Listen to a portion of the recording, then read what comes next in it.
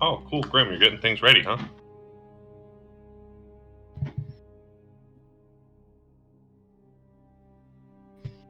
Yeah, we're about to face off with Shalab. And not the sexy Shelob. God, did any of you play that game? The one that had sexy Shelob in it? It was the second, like, shadow. Can't even say it. Damn, just not right now. Shadows of Mordor or whatever it was. No, I didn't play it. They made Shelob a sexy lady. That's creepy. Let me find... But I suppose know your audience. There. That's an illustration, but that's basically what they made her look like in the game. It was confusing. Where are you posting this? In the Thursday team channel. Thursday. Oh, okay.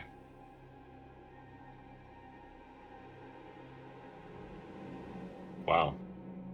We had a picture we really wanted to use. The most surprising thing for me is the fact that that's from Newgrounds. Yeah. That's a fucking throwback. Newgrounds still exists. So yeah, you guys are, I think we're, oh, Jesus Christ, I'm hitting so many, I have new mice, and I'm not hitting buttons correctly. So I think everybody's here. I think, let's see, where did Liz leave off last time? I can't remember. We were in this area, but I don't think she was here when we came around this corner and found a spider staring down at us. Yeah.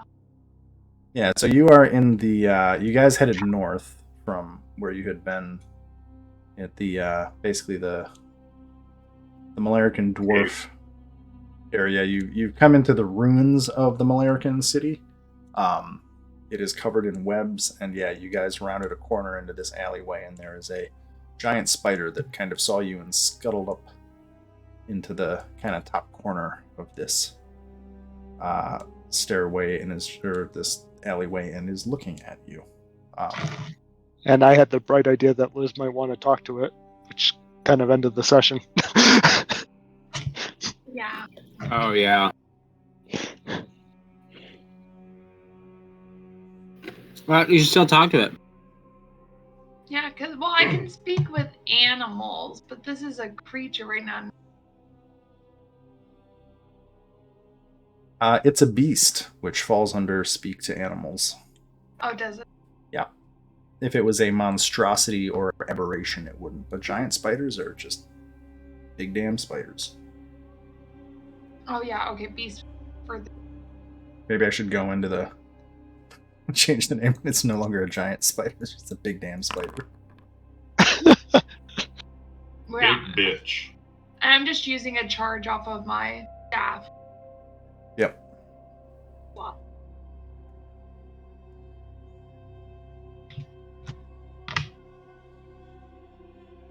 Oh, there it is. If I move in the right spot, I can actually see it.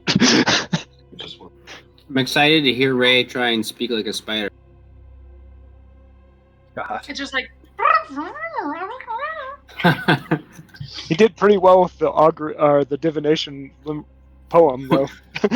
Right.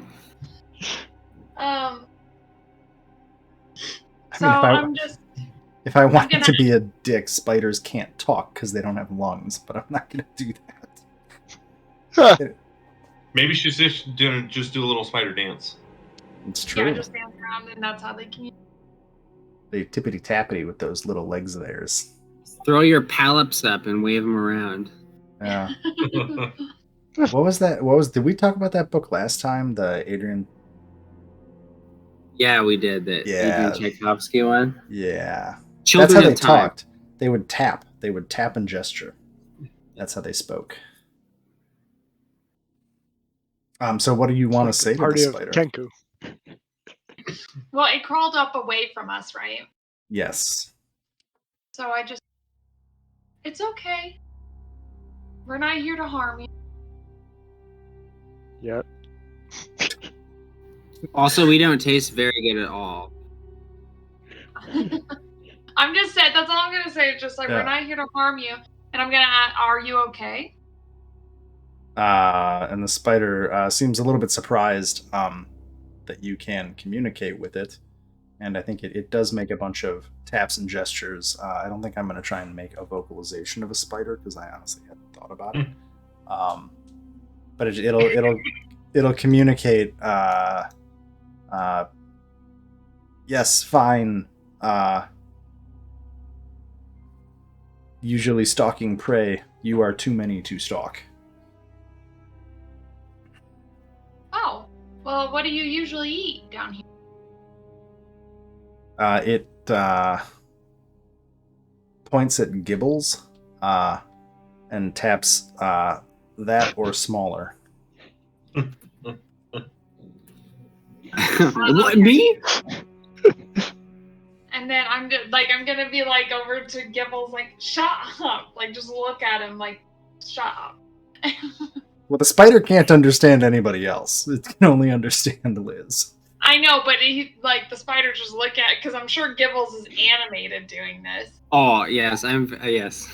So I just look over at Gibbles and just I don't say anything. I just say I just give him the look of better stop doing. Don't wriggle suggestively, son. Yeah, exactly. Feel like a little worm on a big fucking hook.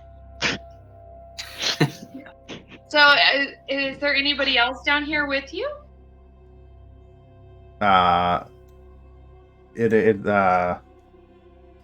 taps. It taps out.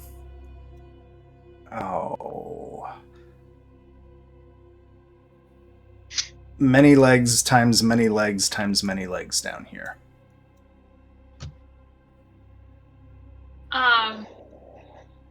So more like you? More like me, more with less legs. Many with less legs. How many less legs? It kind of... This thing is now kind of sideways on the wall, and it kind of sucks 6 of its legs in and just kind of drops its other 2 legs and wiggles them a little bit, and then pulls them up. And is that many legs most. Oh, so like me? Yes, like you. Too big for prey. Too many for prey. Oh, are they together too? And I'm gonna just putting together. Many in groups. Alone ones. Oh, go ahead. Do they have ears? I'm gonna gesture making a, pointy ears. Yes is the answer. Okay. Talking about the drow then? Yeah, probably.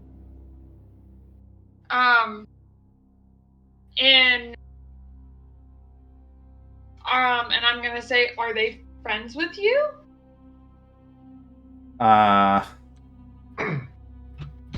Sometimes they give prey. Sometimes they don't like us. Different groups? Or same? Same. Same group, different actions. Different times, different group. Usually stay away.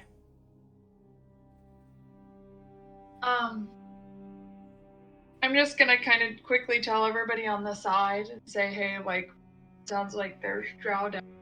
You want me to ask anything else? Does it ask them know where to any find them? ways for us to avoid the drow? Or to find them? Well, if we know where they are, we can decide what we want to do about it. But yeah, or do you know where they live? And I'm gonna just make a motion sleep, or where they sleep. It kind of gestures broadly to the north, kind of sweeping its legs, one of its legs all around, Is north the top of the screen? Yes, north is the top of the screen. and kind of gestures a few legs all over north, and then it kind of taps the wall to the east of it and says, 2 legs there. Next door right now? Like, and I'm gonna say, like, pointing, like, now? And it just says, yes.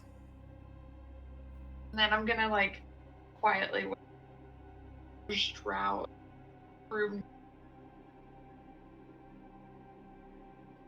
It's coming from inside the dungeon.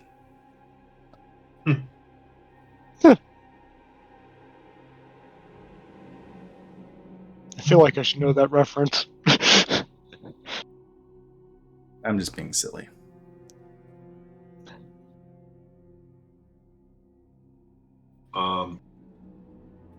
I would ask Liz to ask it if it or its friends will be or would attack us. You told us that said that we were too many to attack. Yeah, basically, it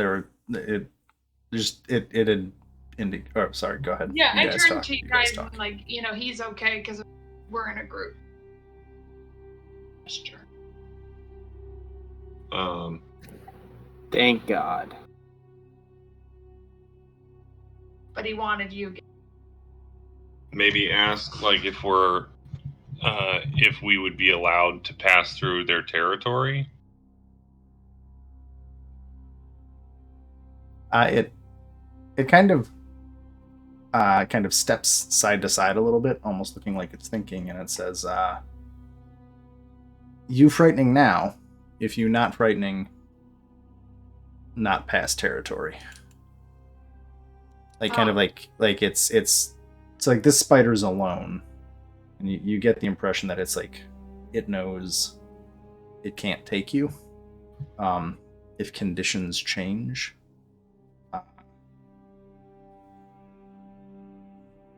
Things might change, basically. Does that make sense? Like, right now, there's a lot of... if it has numbers, it'll... Yeah. Like, everything is prey or hunter. If more hunters than prey, eat prey, right? Like, Yeah. Okay, that makes sense. Alright, do we have any other questions before we... Step on it with a boot? What? No! Might be hard. It's our friend. Big. You need a big boot. Can we ask him if there's like a big spider, or is it if it's just a bunch of like little spiders like him? Are there more? And I'm gonna gesture like big like you, and then. And it's it says yes. Family is all here. Not here, but here. And kind of gestures around. Yeah, and I'm just gonna look over and be like, yep, a lot more.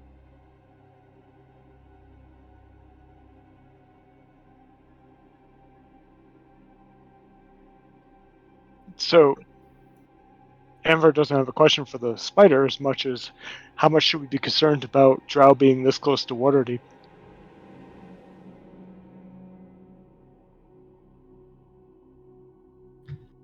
So are you asking me or who? Sorry. I'm asking my companions. Probably fairly concerned. That, and I'm whispering. Not up to something good.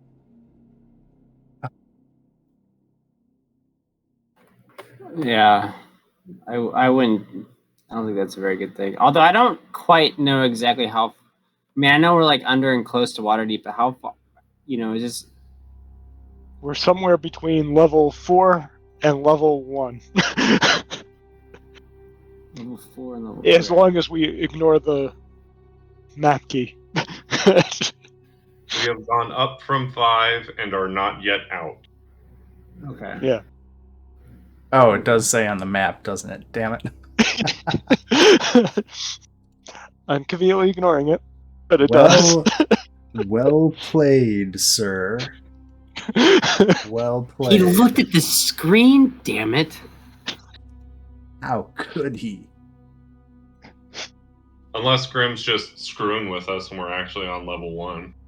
I think you're. I maintain Anvar's belief is we're either 4 or higher, but not out of this place. Oh, that worked. Cool. It's a bigger spider. No. Look at that. Wait a It's a minute. real spider. Wait a minute. Have you guys watched the Amazon Prime rendition of No.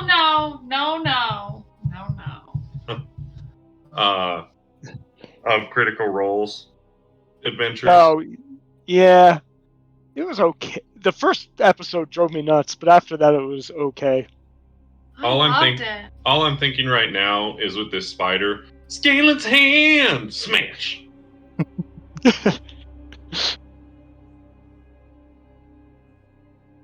Anyway, that's all. They are talented voice actors, that's for sure. Yes.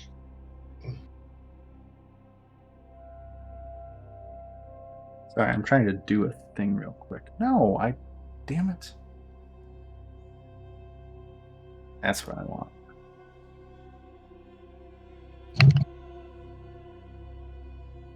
Okay, let's try this again. Yeah! Cool. Okay, He can warp in spiders now. I figured out how to give different spiders different tokens. Because it's fun. Awesome. Makes it easier to tell them apart. Anyway, I'm playing with spiders. What are you guys doing? You want to keep asking it questions, or? I don't think we have a lot of questions anymore. I think that's it. And I'll just say thank you very much. I guess there's one thing we should ask. Is there any areas that would prefer us to avoid? And I'll say, well, with the exception of one last question, is there any areas we should avoid or that you recommend we stay away from? It will kind of indicate again many 2 legs to the north. South safer for prey. Okay. Thank Probably has more to do with what you guys want to do than what it thinks. But yeah. We lost. Oh, no, we didn't. Never mind.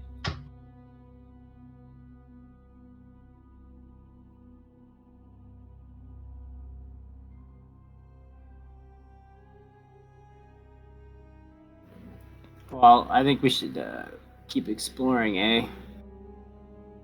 So, do we want to deal with the drow? And if so, how do we want to deal with the drow, assuming they're going to talk first, which may not be a good assumption. Right. Well, I worry that if we don't deal with have them there, they might deal with us. Oh, I think they'll get more than they bargained for if they try and deal with us. That's the confidence I like.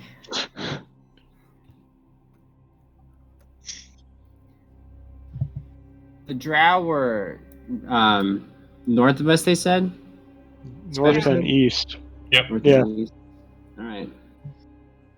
So, which paths do we want to go further down? Let's Well, do They said that the drow are just to the east of us as well, so perhaps we should go up this path and see if it wraps around or something. Okay.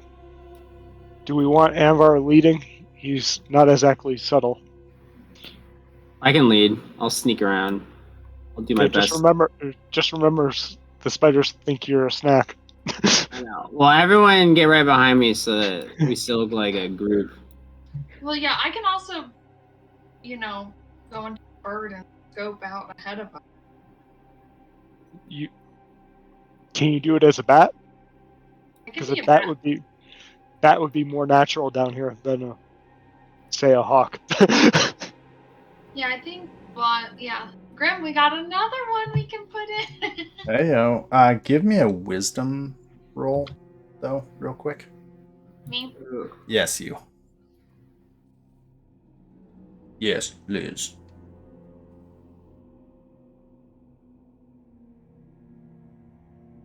And just straight wisdom.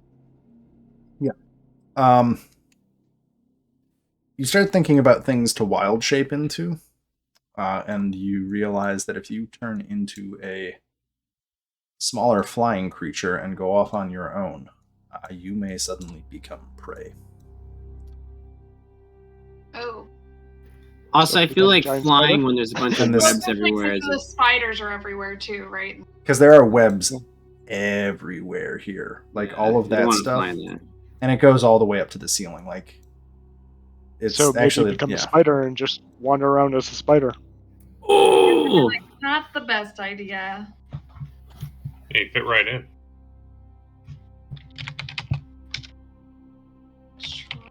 I think I.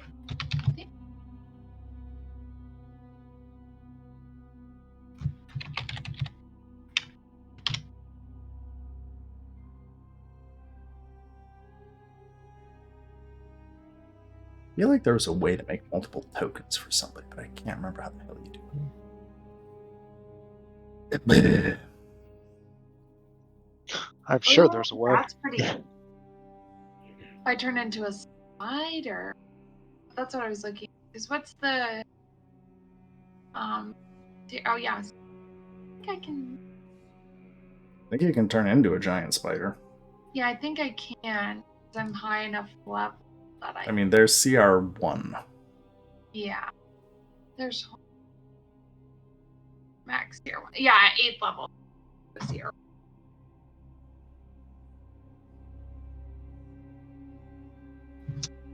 So I could be a giant. Ignores movement restrictions, webbing, climb surfaces. While in contact with the web, the spider knows the exact location of any other creature. The same. Oh, hey, the passage going to the north on the left goes for a while. And then south. The infinite. Holy crap. So I was just looking at what you could see. That is a lot of sight. 300 feet does go a long way.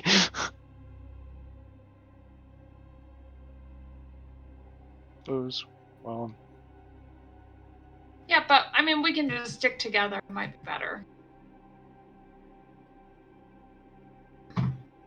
It's wild.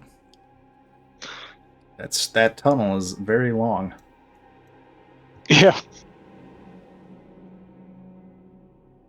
You are in the ruins of a city. So this is not a small map. Zoom out. Okay, we have doors. Should I open the doors? Yes. All right, Wow. Listen to them first, maybe. Sure. Ray, I'm going to use all my senses. A perception check, perhaps. Do you want to listen at a door before opening it? Yeah, basically. Okay, yeah. So you're doing the door to the north of you first? Yeah. You do not hear or sense anything beyond that door. It seems to be a door. Okay, I'm going to open it then.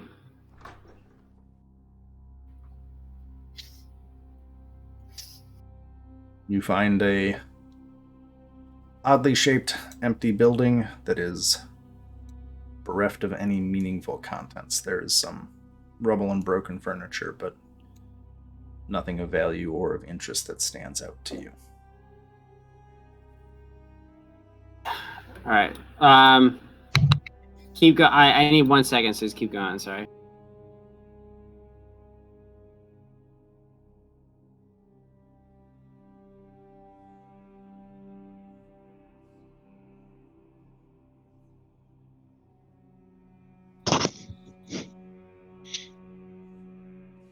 We have lots of direction choices.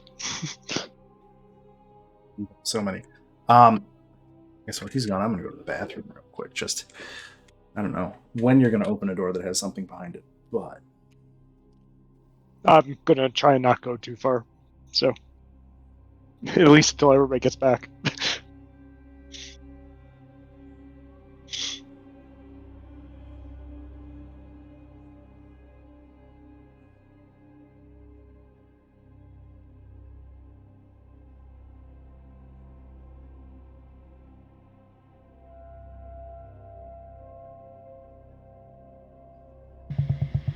There's like a lot of joy. Yeah, we're gonna be here a while.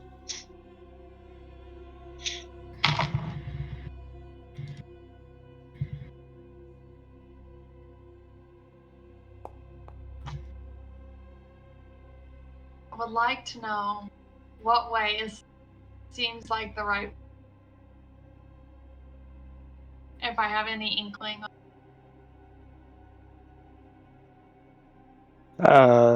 Grim may not be at his desk at the moment. Oh, okay. He said he was gonna go to the bathroom. See, I missed that. I was thinking.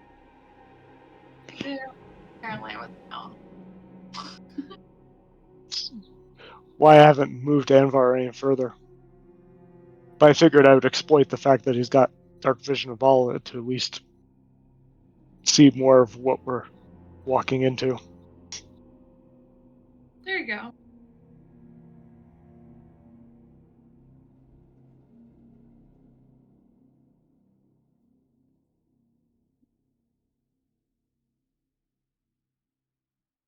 okay, I'm back.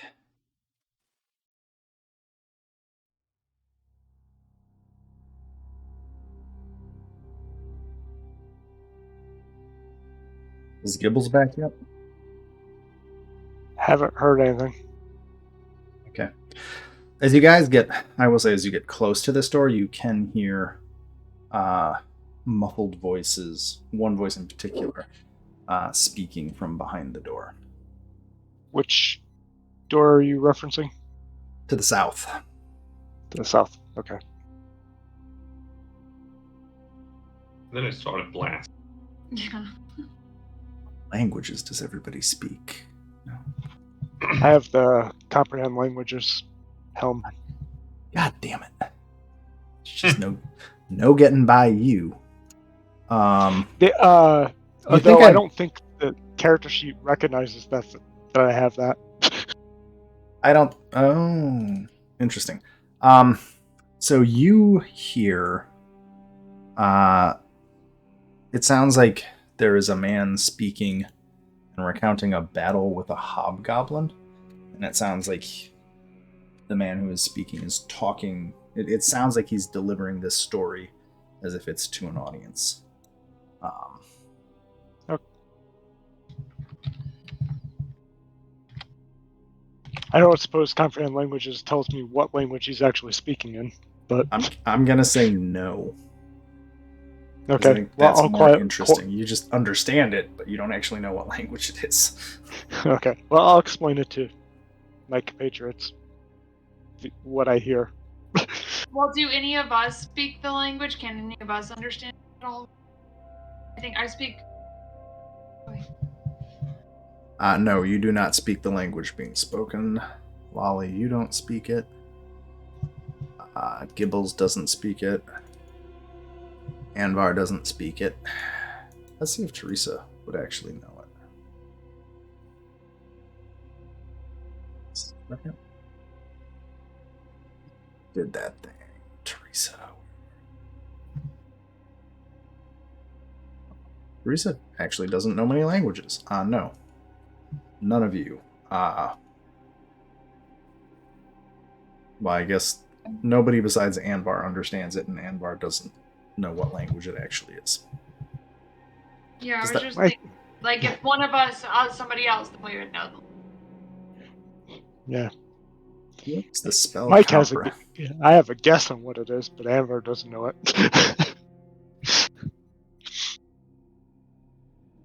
I mean, contextually, Yeah.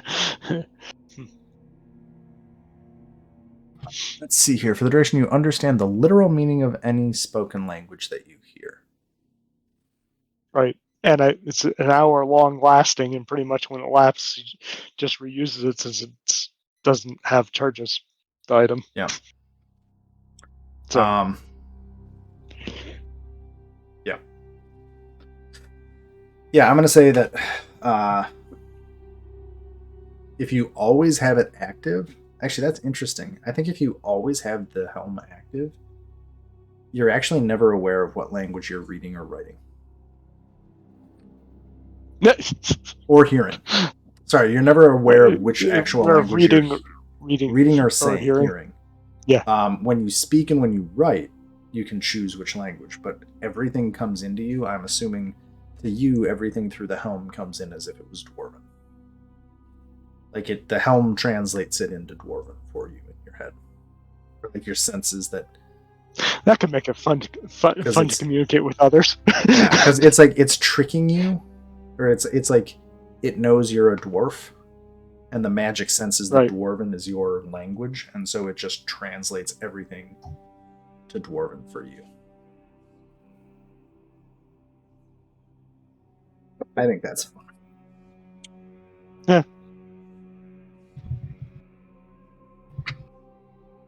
It should be a helm of miscomprehend languages. Sounds like a great cursed item. Yeah, I just think. Although you want to give it some reason to actually keep using it.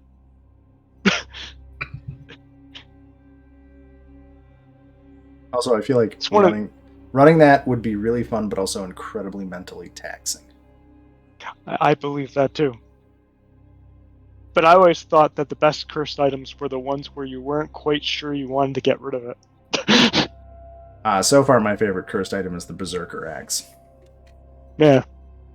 That thing's just... Oh, that was... Was Arm still with you guys when he got that? What? Was Arm... Yeah, that was like the last session you played with Arm when he got the Berserker Axe. Oh, yeah. He went ham on the whole party. Yeah. He couldn't stop. Oh, I found this +2 axe, guys. Surprise! It turned a boss fight into everybody except the paladin fighting the barbarian, and the paladin fighting the boss.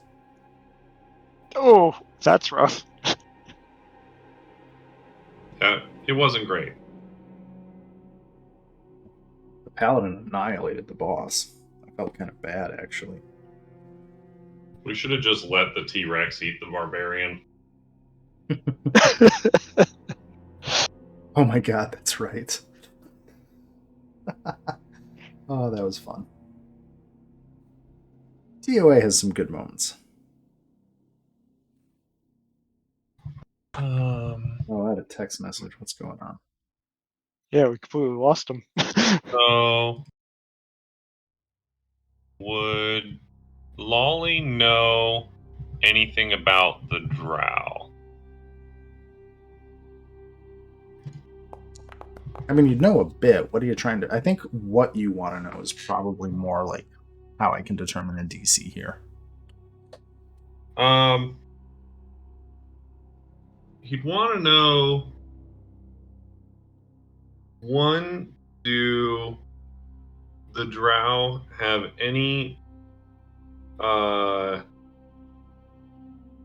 like feelings about tieflings at all? Like, are they respectful of them? Are they afraid of them? Do they not give a shit about them? Like, do tieflings mean anything to drow? So And I think- then- Go ahead. Yeah, so I think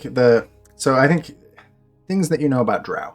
Drow that you see on the surface world are kind of like the weird outcasts of drow society for one reason or another. The drow that live in the Underdark are very insular and fanatically devoted to either their goddess or their demon or whatever it is that they follow. Not many people are very clear on that. But they basically view outsiders of any type as tools or trophies or something to be collected and used for whatever purpose. Like drow slavers. You did run into like the slavers that you used to deal with in the slave trade. They didn't deal with the drow because the drow didn't give a shit. Like they weren't in it for money. They were in it, and the slaves they took never came back. And so like there were many, even when you were working with the underground groups, like imagine when you were or at least I would imagine, or no, so when you used to work on a lot of these like smuggling or underground cases, even the criminals, most of them didn't want to deal with the drow. Because you were just as likely to get fucked. And by fucked, disappeared and never seen again. Yeah. So like, you're pretty sure they don't care what race you are, unless it's drow. Okay. So it's going to be one giant combat once we enter, most likely. I mean, they're not idiots, right? Like, but like, depending on how many people are on the other side of the room, of the door, like, if there's more of them than you, they may think they have an advantage.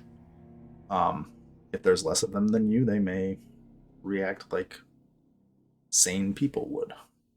So that was your first question. Did go ahead?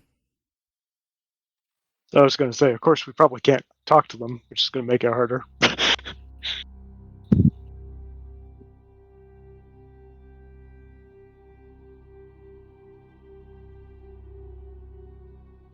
Sorry, you can continue, Grim. Well, I was just going to ask. I think there were multiple questions that Lolly had. No, that kind of answers everything I need. Wow. You guys have a lot of language overlap, which is interesting and fine. I was just checking languages. Text my brother and see if everything's okay.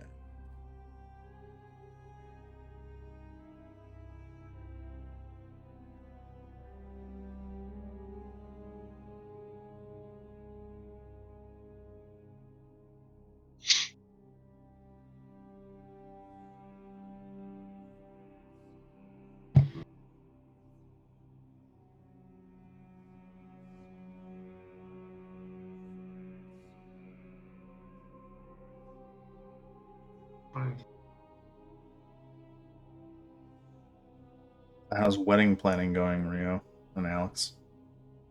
Liz. I don't know why you asked. Oh, I hated it. It was fun, and then it became not fun. It's a lot of work, isn't it? Oh my god. Depends on how you do your wedding, but probably. We don't have a wedding time. So, yes. A couple months ago, I was ready to get low over it. Have you noticed that anytime you add wedding to a service, it taxes 0 onto the end?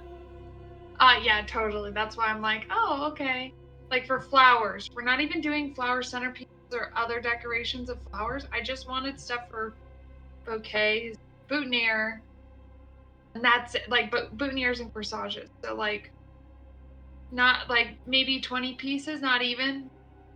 And they were like, oh, all the quotes I got were around $2,000 to $3,000. Jesus Oh. Christ. Not even like centerpieces. That's just wrong. And then there's a bunch of florists who are like, Yeah, we won't even consider working with you for under 4,000. So thanks, but no thanks. Yeah, like I just Ouch. go in and say you're doing flowers for a party. Well, so we're just getting it. Costco does it where it's all like pre-made for you. They're just gonna deliver it 2 days before the wedding. Oh, nice. It's So like Owen is $600. out. Something happened, so I'm imagining it's the things that happen. Yeah. Anyway, so Gibbles is out for the night, unfortunately. Oh, Oh, bummer. I we're gonna rogue. think you guys are still okay if you want to progress. The question is if you guys want to go with just the three of you or if you want to call it. I mean, we can fight. I say it because we're on level 3 of Undermountain. Like, It's not scaled for level 13 characters. I have decided not to scale most of Undermountain. Because I think that's more interesting. So if you guys like want to do stuff in the higher levels, which are lower numbered, there is stuff you can accomplish, but I don't know if combat is going to be a harder thing. Maybe it will be. I don't know. I don't. So, Anvar's very curious about this city and its history, which is something actually I didn't quite realize about Anvar until last session, or after last session. But he's way more interested in history than I realized. So Anvar's gung ho to, one, learn more about the city, and two, he pretty much thinks the drow should be wiped out if they're like typical drow. Yeah, Liz is curious, like, wants to. I mean, clearly Lolly wants to investigate everything, so. Okay, well then, I guess we'll open the door to the guy who's regaling about his war stories. Okay. How do you guys want to be before you open the door? Close the door. Damn it. I want to know your position before you open the door. I should say, everywhere in this city, before you open a door, if you want to be in a specific, like, tactical configuration, I do want to know. So, like, before anybody opens a door, make sure you're all where you want to be. Okay. Just so that, like, in fiction, I know who, if there's anyone in the room, what they see, what you see, that kind of thing. Because I think from a role-playing perspective, a lot of that is going to be interesting, potentially.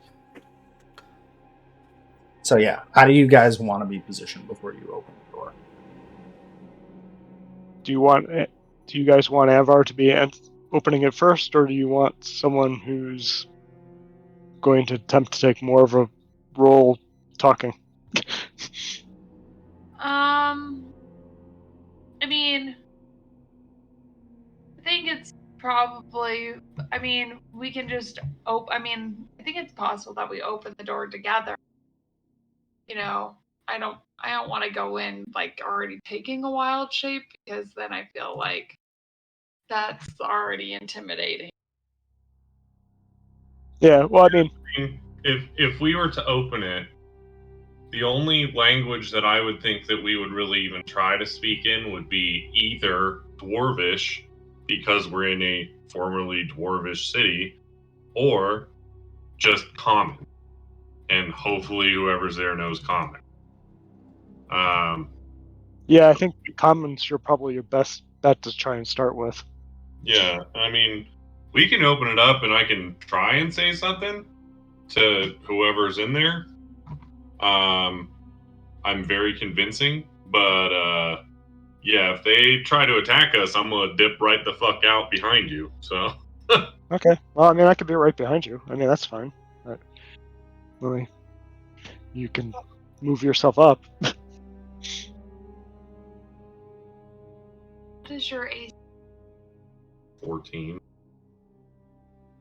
Yeah, I can't help you with that, but I have these spell scrolls, I can help Wally. He Last 1 hour. Impressive. can't be less than 16, regardless. Oh, well, 16.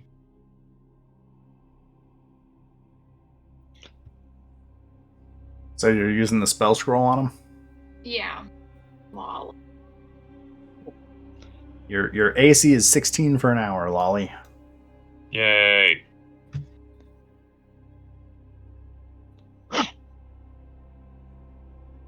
So, I mean, I could how do change you it, but I don't think I will. if the casting's interrupted, the scroll is not lost, but the casting time is 1 action. How do you interrupt that?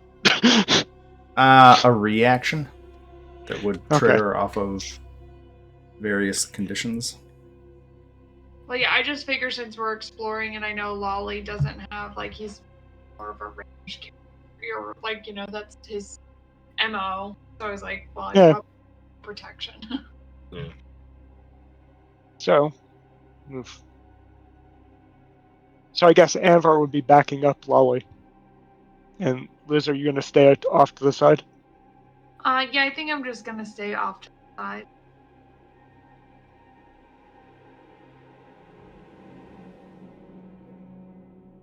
So I guess that's it. Okay. Cool. So Lolly, you open the door. I'm gonna open it with a dramatic flourish, Nice. and then in common, because we could like vaguely hear whoever it was saying something. In common, I will just say, "A valiant story, good friends." So as you open the door with a flourish, I'm assuming that means kind of like swinging the door open kind of wildly. To like step in as a just distracting action almost. Yeah, bro, I'm performing. All right. Yep. So you whip the door open with your tail and walking in, or like with your arms outstretched, I think is a fun way to do Perfect. this. You interrupt a group of drow. It looks like the drow with the green token kind of stops in mid-sentence. For Liz and Lolly, you can hear clearly basically gibberish. But it stops, and all of the eyes in the room turn to you, Lolly. All of these drow were kind of seated around a bunch of there's like sleeping mats on the floor. It almost looks like you've interrupted a camp, basically. There's no light in this room, which is also worth noting. Does anybody here not have dark vision right now? I gave them all my dark vision ability for another hour. Cool. So there's probably like 15 minutes left on that, also, or not. 45 minutes left on that. Probably. Yeah. So and all eyes turn to you, Lolly. Most of the drow reach immediately to pick up or grab the hilt of the weapons that they have.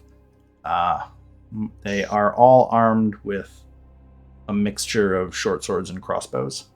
Well, so while they're reaching for him, I'll say, "Before we get too excited, my friends, I do wanted to tell you that I come in peace and wish to speak to the lords of this, or the lords of this city."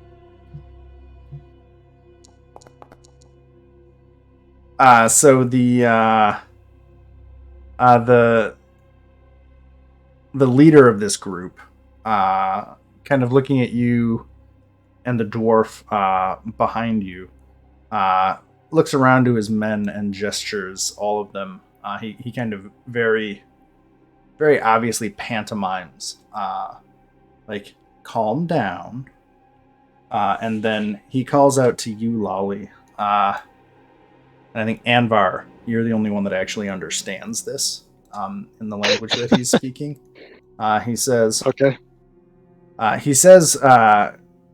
Well, kind of his words are dripping with kind of obsequiousness, and he says, "Oh, visitors, by all means, come join us.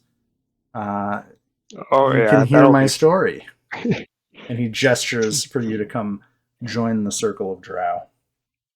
I will real quietly in common say what he just said, and follow it with, "I don't really like his tone." So just going on this other guy's body language and how he's like saying it, even though I don't understand it, like do I have any insight into what he's trying or how he's saying it? Like if he's genuine or not?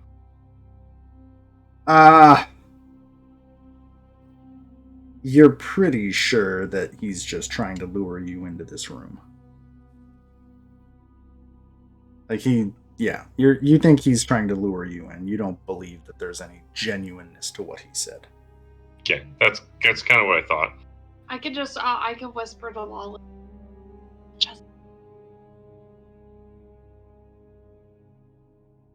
I'll just say, by the way, have you seen this this giant group of dwarves that we found still living in your city?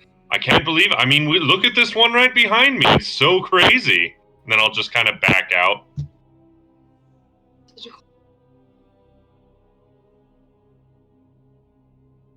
And No. Anver walks in and just gives him a smile. His smile conveys, "Do you feel lucky?" You're a lucky punk.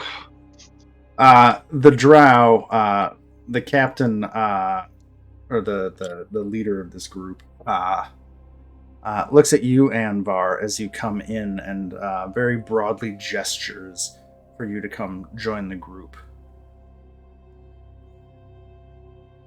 I'll say at this point, some of the drow kind of move around a little bit. They're not holding their weapons, but they're definitely kind of repositioning in the room.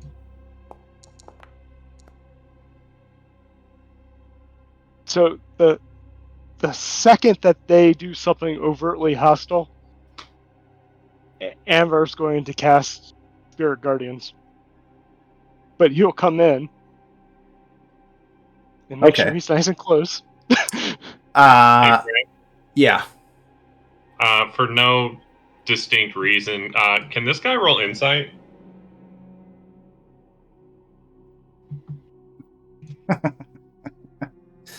Does that work outside of combat?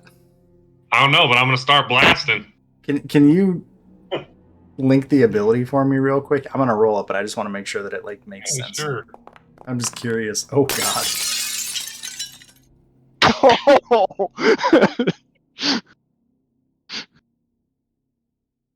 Okay, yeah, I don't see why you couldn't use that ahead of time. Okay, so you do that. You succeeded. Good job. So Anvar, you come in. The drow,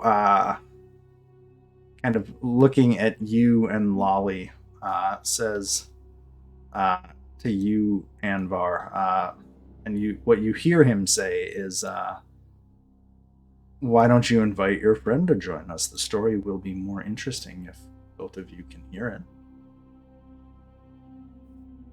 He says in Dwarvish,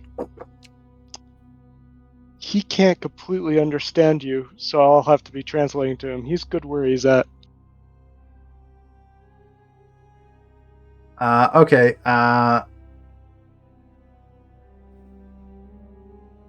The lead guy kind of looks at you quizzically, but sees Lolly not moving. He looks slightly confused at this point, because he gets the impression that you're understanding what he's saying, but he doesn't understand what you're saying. And he moves over here and gestures for a couple of the other drow to come in. and he begins his story again,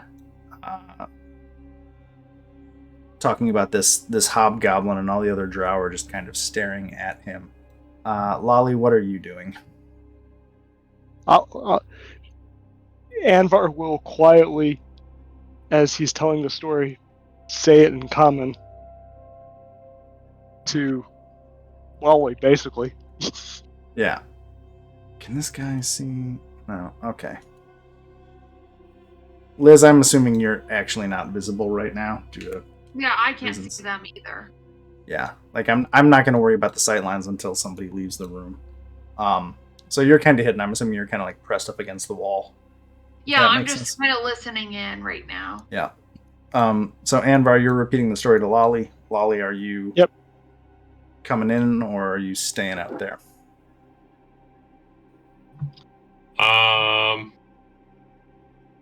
Well, so Anvar is repeating the story back to me.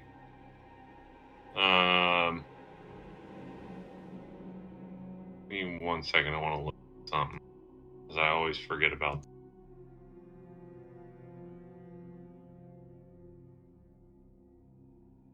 So.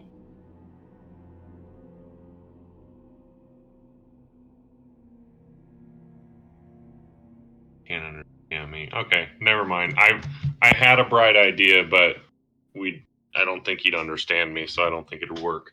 Okay. So I'll just I'll stand here. Yeah. If I think they're going to actually try and make it for the door, I'm going to back up to the door. So what's happening right now is the drow are slowly encircling you, Anvar.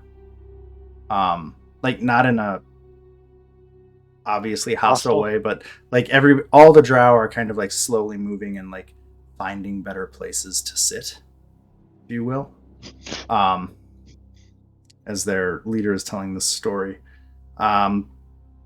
You back up, and as you back up, the leader interrupts his story and says, "My dwarf friend, why are you in such a hurry to get back towards the door? The story's only just begun. I've just started to tell you about how I found Azrock. I haven't even told you how our combat went yet."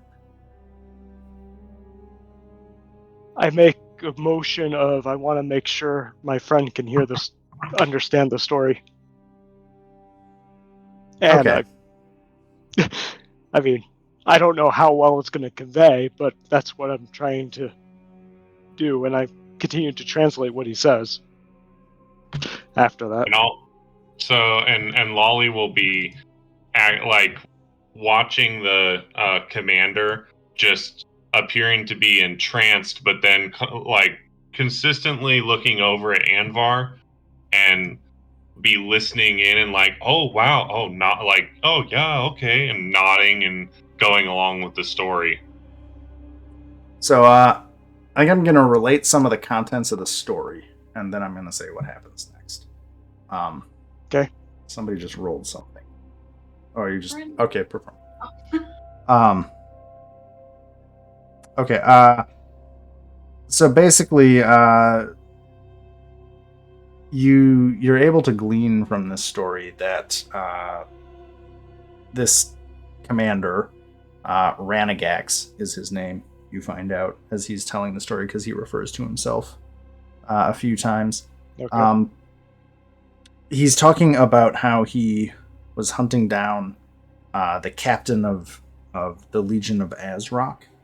You're pretty sure that Azrock is a hobgoblin with many followers in another part of this collapsed city.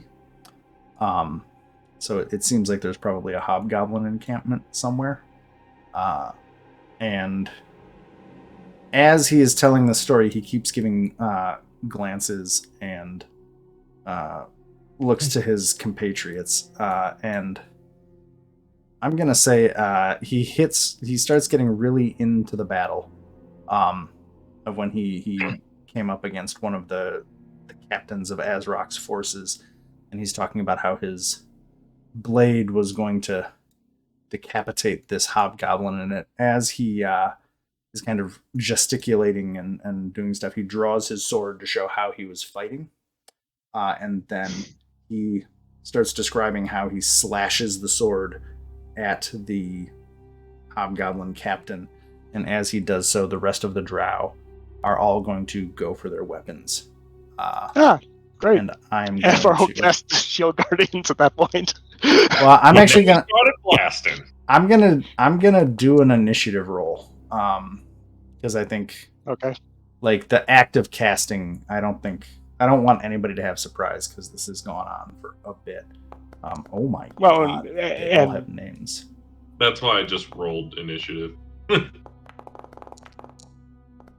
And somewhere in here, Anvar's is there. Anvar's got an advantage at it. Okay. Which Just is tell me what probably your good. second roll is. If it Wow, shows look up, at I that. will.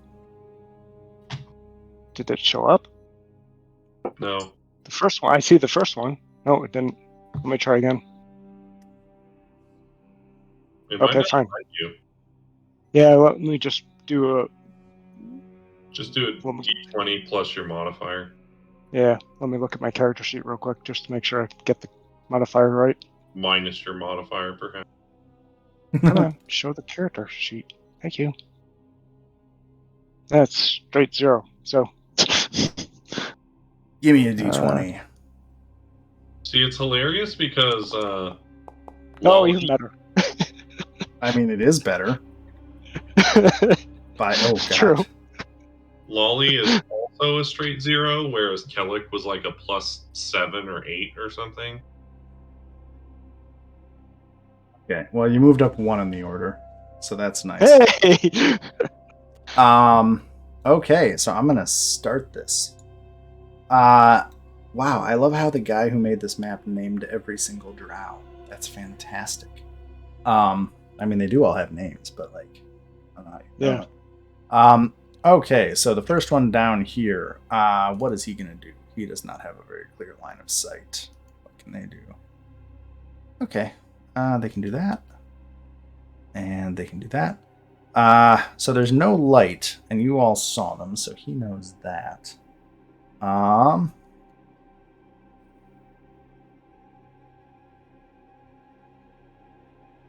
He is going to cast Fairy Fire.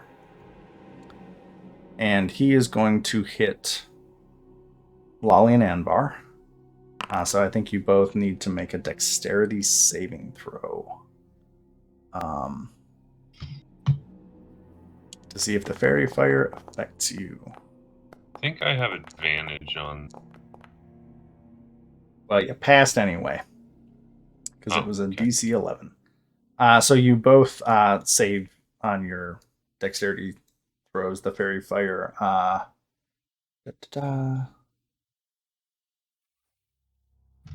Nope. So that didn't work. And then he is going to move a bit back into the room and ready his bow. And then, Lolly, it is your turn. Yeah, so then I'm going to shoot the fucking captain straight in the mouth.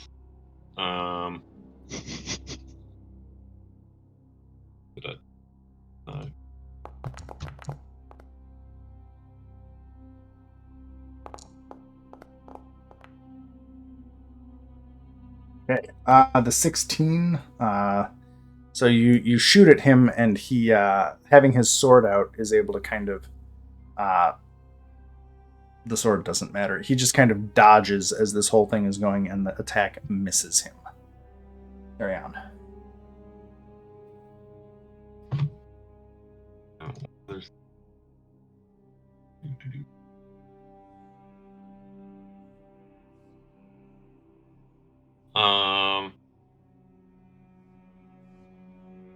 I want to do a perception check to as a bonus action. So, Okay.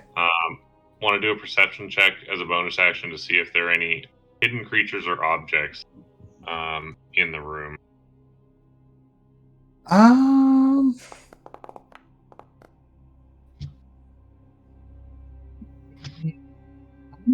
Thing that you notice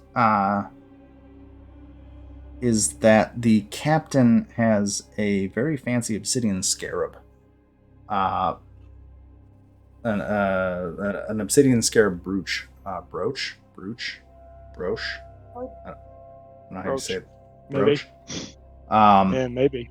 The thing that you would put on a cloak or a piece of cloth. Okay. Yep. And it's inscribed with an insignia that you don't recognize. But outside of that, there don't seem to be any hidden things in this room. It's a pretty barren room. Cool. Well, that's my turn. Apparently. Okay. Liz, it is your turn.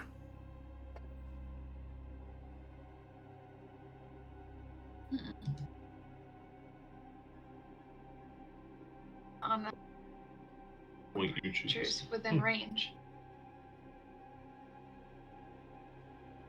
We're gonna be shocked. I'm doing an in.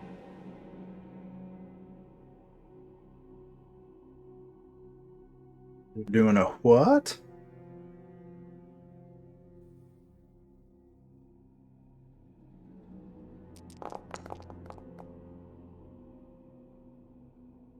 Insect plague.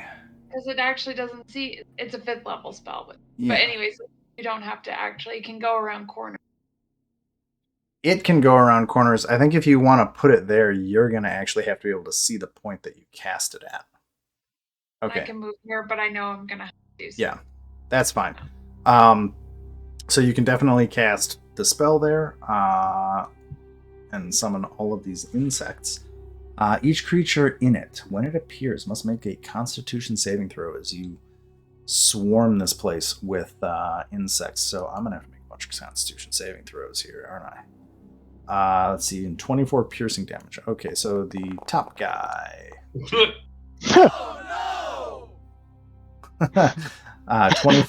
24 damage? Okay. Yeah. This is going to be fun. They all die. Many of them shall die. He's dead. The insects just basically swarm and kill that dude. This guy will make his saving throw. Oh Dead. no. So he's screaming until he's not anymore. Yeah. Good God. He's this could screaming this could change what Amber does. So you might not need that spell slot, son. Anvar's like, not worth the spell slot. Oh, he saved. Is that half damage? How does he save my DC or the Oh, it's 18. Okay, sorry. I don't know why. For some reason, I thought it was 11 because I'm insane. dead? So he's screaming till he's not. You got the guy in back as well. Oh yeah, I'm just working through them. I'm working through all the mooks, and then we'll get to the big guy. Oh my God. Dead. Oh, it's brutal. And Ranagax. Come on, Ranagax. I mean, at this point, he just watched every single one of his compatriots get eaten by fucking insects. And he did too. Well, let's see how many hit points he has. He is definitely not dead. He is. So you summon this swarm of insects, and the writhing mass of insects just consumes all of the drow except the leader. They all, as you said, scream until they stop. Scream until they don't anymore. Yeah. Wow. That was amazing. And Liz just waves. No. And Ranagax kind of looks around as all of his friends have died. And let's see here.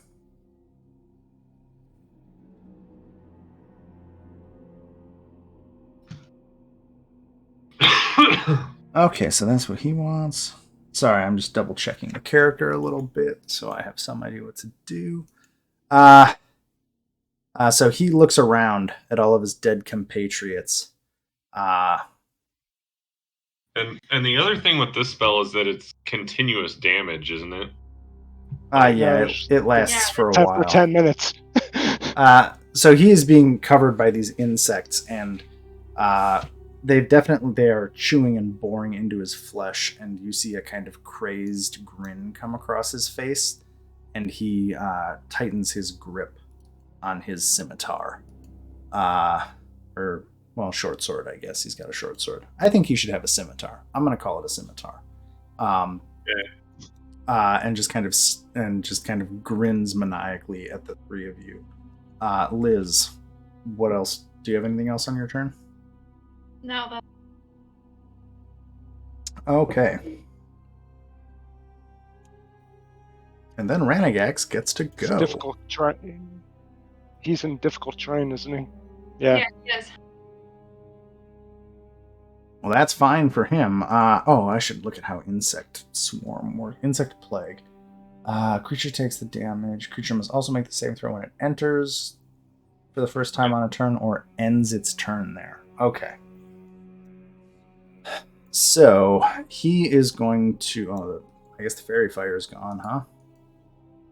Can't concentrate when you're dead. He is going to just. Let's see, difficult terrain. So that's 10 feet. You gonna move? Yep. Okay. What's your movement? 30 feet. Okay. He's gonna run straight at you, Liz, and he is going to attack you with that maniacal grin on his face. Sorry, Liz. I thought I was standing in front of the door, and apparently wasn't. Well, the door is 10 feet wide. Oh, well, okay. I feel better now. Liz also just melted all of his friends. So. Yeah. So he's going to make 2 swings at you. I think the first one will hit, the second one won't. Yep. So he charges at you and slashes with his short. And I'm Scimitar? immune Yep. to poison anyways. That's okay. He's still going to pierce you just a little bit. It's gonna poke you a little bit. I think that's what he's got. That's a move and an act. And does he have any bonus actions? Of course not. Yay. Oh. I like the constitution thing, or the concentration save thing. Yeah, That's that nice. was cool. I didn't realize it did that now. I added it. I found a mod that, like, when you cast a spell with concentration, it puts it in place and it automatically does it, so I don't forget it every single time. That's cool. I like that. That was nice because it popped up right when I took the damage. Yeah. Does it pop up and tell you what the DC is automatically? It nice. And it rolls it for you. Like, see, look at nice. But it added everything. Did my Okay. So it whispers between me and the player who has a concentration check. Oh, you mentioned you were doing it. Yeah. Oh. Which is good because I kept missing it too. I would eventually remember halfway through the round, but Right, exactly. And so this is cool that it's like tells you right away. Yeah. Oh, is that part of combat utility belt? Yeah. Oh, that is okay. I'm gonna not fuck around with combat utility belt right now. I kind of want to see if I can make that a public thing, just because I think it's more fun to have the. How about next time? Yeah. Anyway, that's the end of his turn. It is Anvar's turn. No. He has to do the insect plague. No, he's not. He's not in the He's not in it anymore. He got out. He charged out of it. Rude. Look, you killed like what? 1, 2, 3, 4, 5. You killed 6 people with one spell. That's pretty good mileage. That is really good mileage. I did not expect that. He is injured, but nothing more than that. Okay. You're like, 'tis but a flesh wound. So the first thing I'm going to do is Sacred Flame. Actually, you know what? I'm going to toll the dead on him. Why don't you get behind him and then you have... Can I get in that space without being hit by the insect plague? Yeah. You see the green? Okay. It kind of Yeah. shows which hex or which squares are. Which squares? Yeah. Okay. I don't know if it helps, but I forgot that I get. Well, I'll just get because with my staff I get +2 to attack roll. So I think if you make an attack roll, it'll matter. and also adding blessed strike to that.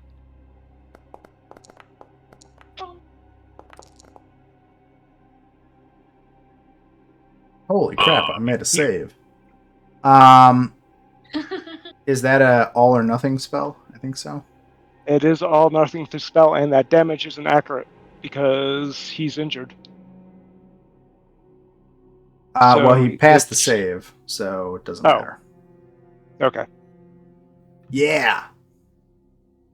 Oh, by 1. Punk. Yeah. Well, technically, because if he matches, he saves. Yeah, I know.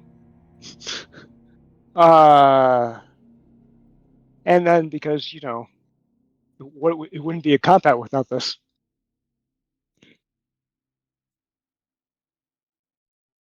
I would also like to point out the only one of us that's actually done damage so far is Liz, who melted 6 people.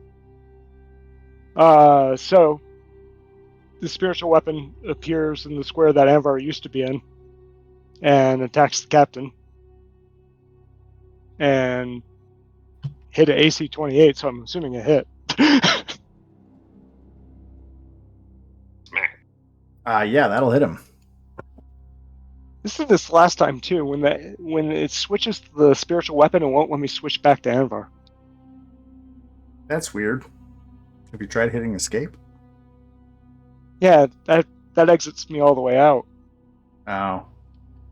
Try clicking in space, not on the spiritual weapon. That's what I have to do when I have Liz that. There we go. Okay. If I click the combat tractor and I click on Anvar, I can switch to Anvar that way. Okay. As long as there's a way to do it. Yeah, that was driving me nuts last session.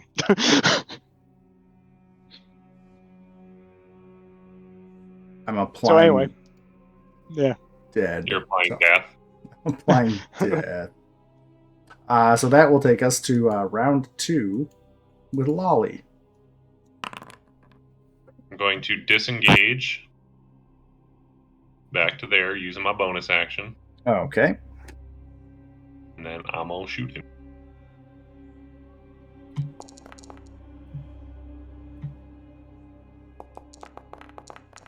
No, I'm not. Yeah. You just can't catch a break on those attacks tonight. Yeah, that was a fun turn. Damn. You don't get 2 attacks anymore, do you? Okay. Nope, only 1. Okay. Liz, it is your turn. That will Also hit. got Ooh, +2 shillelagh. on damage too.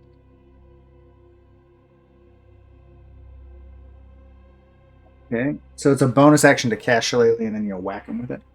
Yep, exactly. Whack. Okay. So let me apply that. +2, so it's 15 damage because I hit him with my staff of the woodland. The woodlands don't play.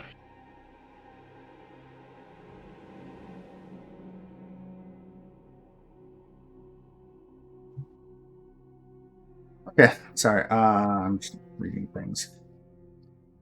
So you whack him good. He does not like that.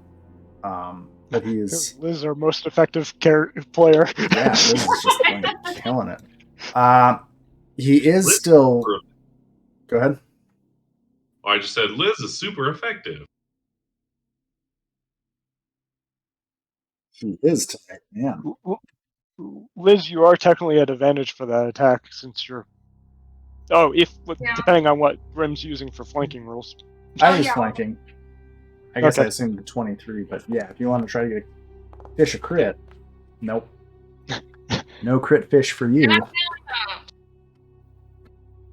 Okay, so that is I think the end of your turn. Unless you want to move. Do you want to move? No, because then you get an attack of opportunity.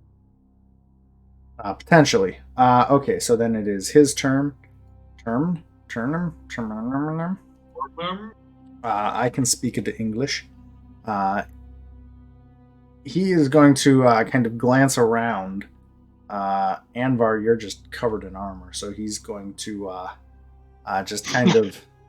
He's going to give a kind of strangled laugh. That sounds like a combination of mania and desperation. And he's going to continue attacking you, Liz.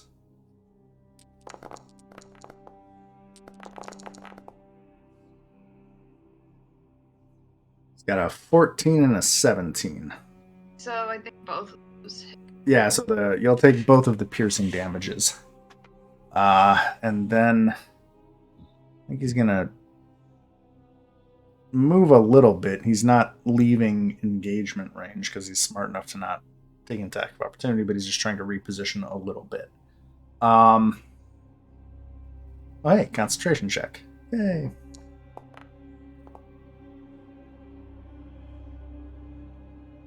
That's weird. It only did one. There we go.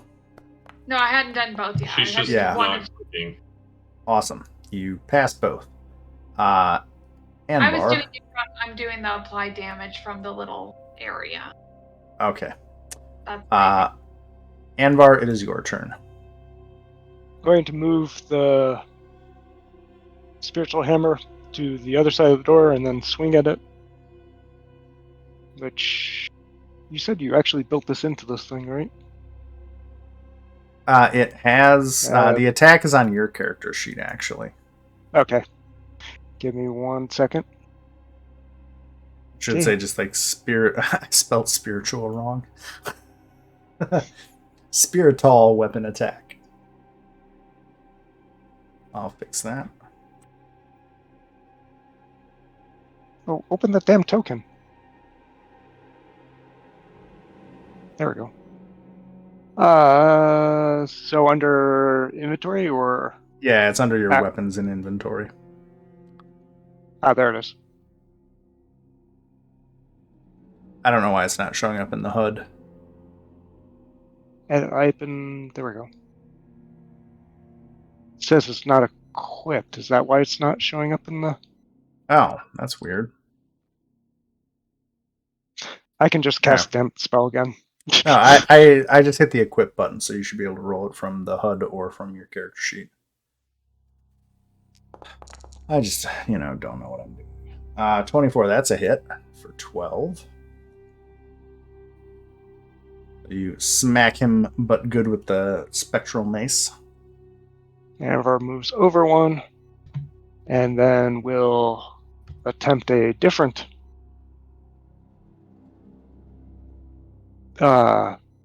cantrip, and Sacred Flame Blessed Strike him.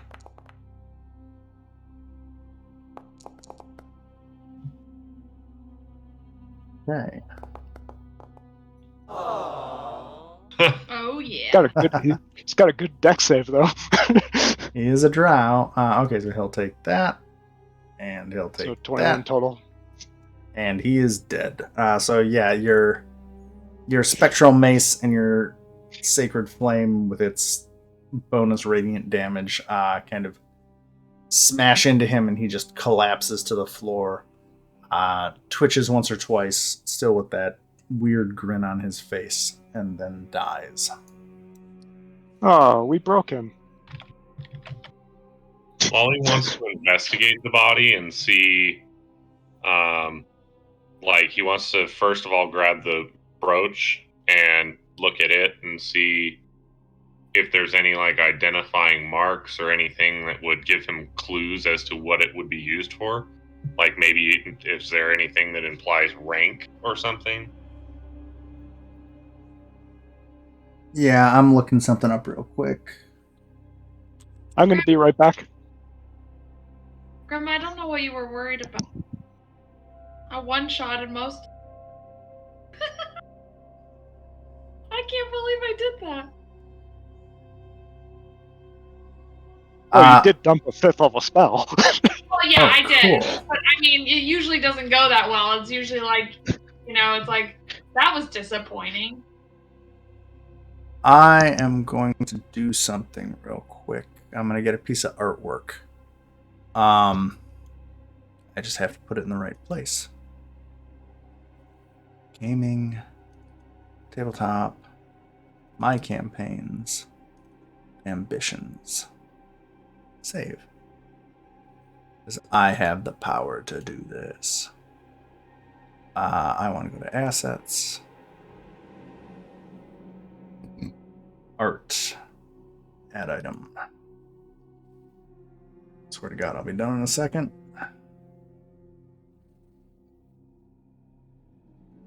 That was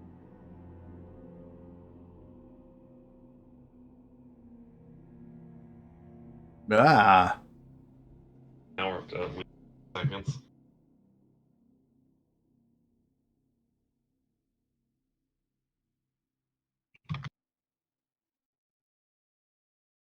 there it is. Okay, got it. Come back to the game.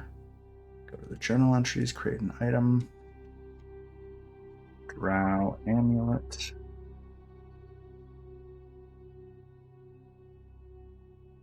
Oh, I don't want an item. Damn it. I know what I'm doing. I'm back. Yeah, I'm just preparing a thing. Where did images go?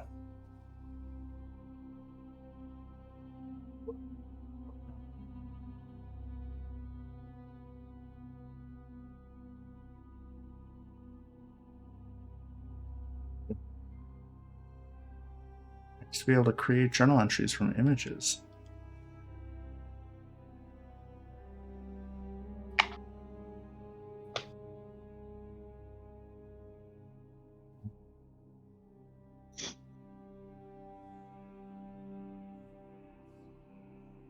They changed it.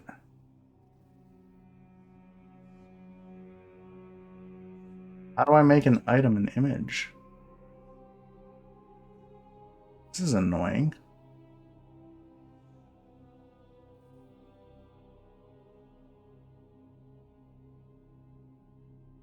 No. Okay, I'm gonna put it in the chat in a second. Sorry. They changed Sorry. something in Foundry, and I don't know how to deal with it anymore. So I'm putting a token in the Thursday channel. Oh, neat. The bottom token there, where it says Obsidian Scarab of House Avrindar. yeah. That's what you see. You don't know what it Okay. is, so like, wipe from your mind that it says of House Avrindar, but that bottom black scarab looking thing, that's the amulet that you lift off of his corpse, Lolly. Okay. Well, I definitely want to pick that up and keep it. And make sure that we keep an eye out for other similar or identical emblems. I was just wondering if I knew anything about this, just because like the insects and the way that things are, if I knew any more about it.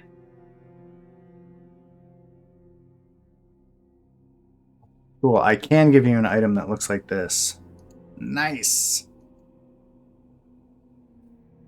Okay, Lolly, I've added to your inventory a drow amulet. Okay. I don't know if you can see it at all well. What just happened? This So is, history, history intelligence. I think Liz, what you're able to glean from this is a sigil of a drow house. I don't think you know which house it is, but he's carrying a scarab that you would assume is indicative of some rank in that organization that he's part of, or I guess was part of. Was. If only, Was. if only we could talk their language so that we could pull off the deception. If only you had kept at least one of them alive. No. We couldn't ask them any questions that they would be able to answer. Turns out that wasn't really an option. Yeah. So I'm guessing that the insects are going to go away Yeah, then now that smoked. Yeah. Anvar's going to check out the room and the bodies. I want to. Was So there any full go ahead. equipment, Captain, either? Yeah, I'm getting some equipment. So basically, they all had scimitars and hand crossbows and leather armor. So do you want to take any of that? The Anvar's going to look at the leader's scimitar. Does it look like it's good quality make, or? I mean, they're all decent scimitars, but they're not magical or anything. Okay. Eh. And they were coated in something, right? His story had mentioned it being coated in poison. Okay.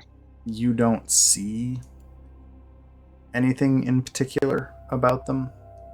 Like that right now, they're all just normal scimitars, Okay. which is interesting. You'd think, oh, they had chain shirts, I guess.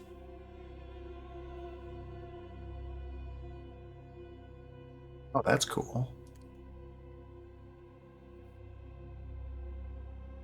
Anvar's Weird. not particularly interested in carrying that crap around. Yeah, so there's a bunch of scimitars, a bunch of hand crossbows, a bunch of chain shirts and leather armor. There's a Do bunch you of need hand crossbow ammo, Wally? Yeah. Stock up. You can, I guess, for flavor purposes, you have a bunch of drow-made crossbow bolts, versus like Are those non-drow-made. magical? Maybe, They're not magical. Maybe- They just look different, slightly. maybe They're I'll made out just of different. play with them and sneakily shoot other drow with them and be like, oh no, there's a drow attack from another house. Oh no. I don't know. Yeah. I'll figure So them out. if What do you you- ever what do you- you can, I'll add to your inventory drow crossbow bolts. Oh, that's party inventory. What do you have for a melee weapon, Wally? I have a scimitar. Oh, okay. Where did I Lolly guess go? you could There's have a Lolly. +1 scimitar. Hey. No, I don't. You don't. Yeah, we I need have a to. short sword, a rapier, and 2 daggers. Yeah, Anvar's got a warhammer, but he's gonna actually probably use some of his funds to buy a magical one. I was resisting it because he normally uses spells, but I probably should have one. Just in case. Yeah. It's always nice to have one if you can. So I'm adding drow crossbow bolts to your inventory, Lolly. In case it matters. I don't really track ammo because I don't know. Are you guys interested in tracking ammo? Not particularly. I'm not.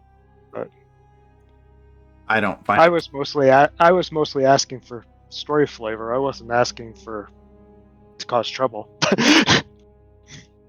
Well, you did. No. Jeez. I'll go back to my little corner. Yeah, there's no role playing here. Go away. No. Yeah, you have a big pile of drow crossbow bolts now, if that matters for any future purposes. Lolly. Cool. There's also a bunch of bedrolls in here, and some rations. But it looks like this room was basically just an advanced camp. If anything else, there's no valuables in here, and they didn't have anything particular. Hey Liz, if your speak with animals is still going, tell the spider there's plenty of eating over here. Oh, there you Oh, go. that's true. Good point. And then they might like us a little. Well, I'll go. Where isn't it over here? Like, It was down back the hallway and then to the passage that was just right next to this room. but I'm just gonna yell down the hall. Like I'm gonna go out a little ways down and say, and not yell, but like, saying like the spider click-a-clack, and say that there's food over this way. and then come back around the corner with you guys. Okay. So that spider kind of tentatively comes around the corner, kind of walking on the webbing on the ceiling, and walks in. And you see it after it surveys the room. It comes back out onto the webbing and makes a couple of really quick taps and gestures onto the webbing. And all the spiders show up. yeah, a couple other spiders show up. And they all kind of spider scuttle into the room and begin preparing these corpses for their feeding. All right, I'd say we should get out of. Goodbye. Don't have to convince me twice. Yeah, a bunch of big spiders showed up. Yeah, I'm out.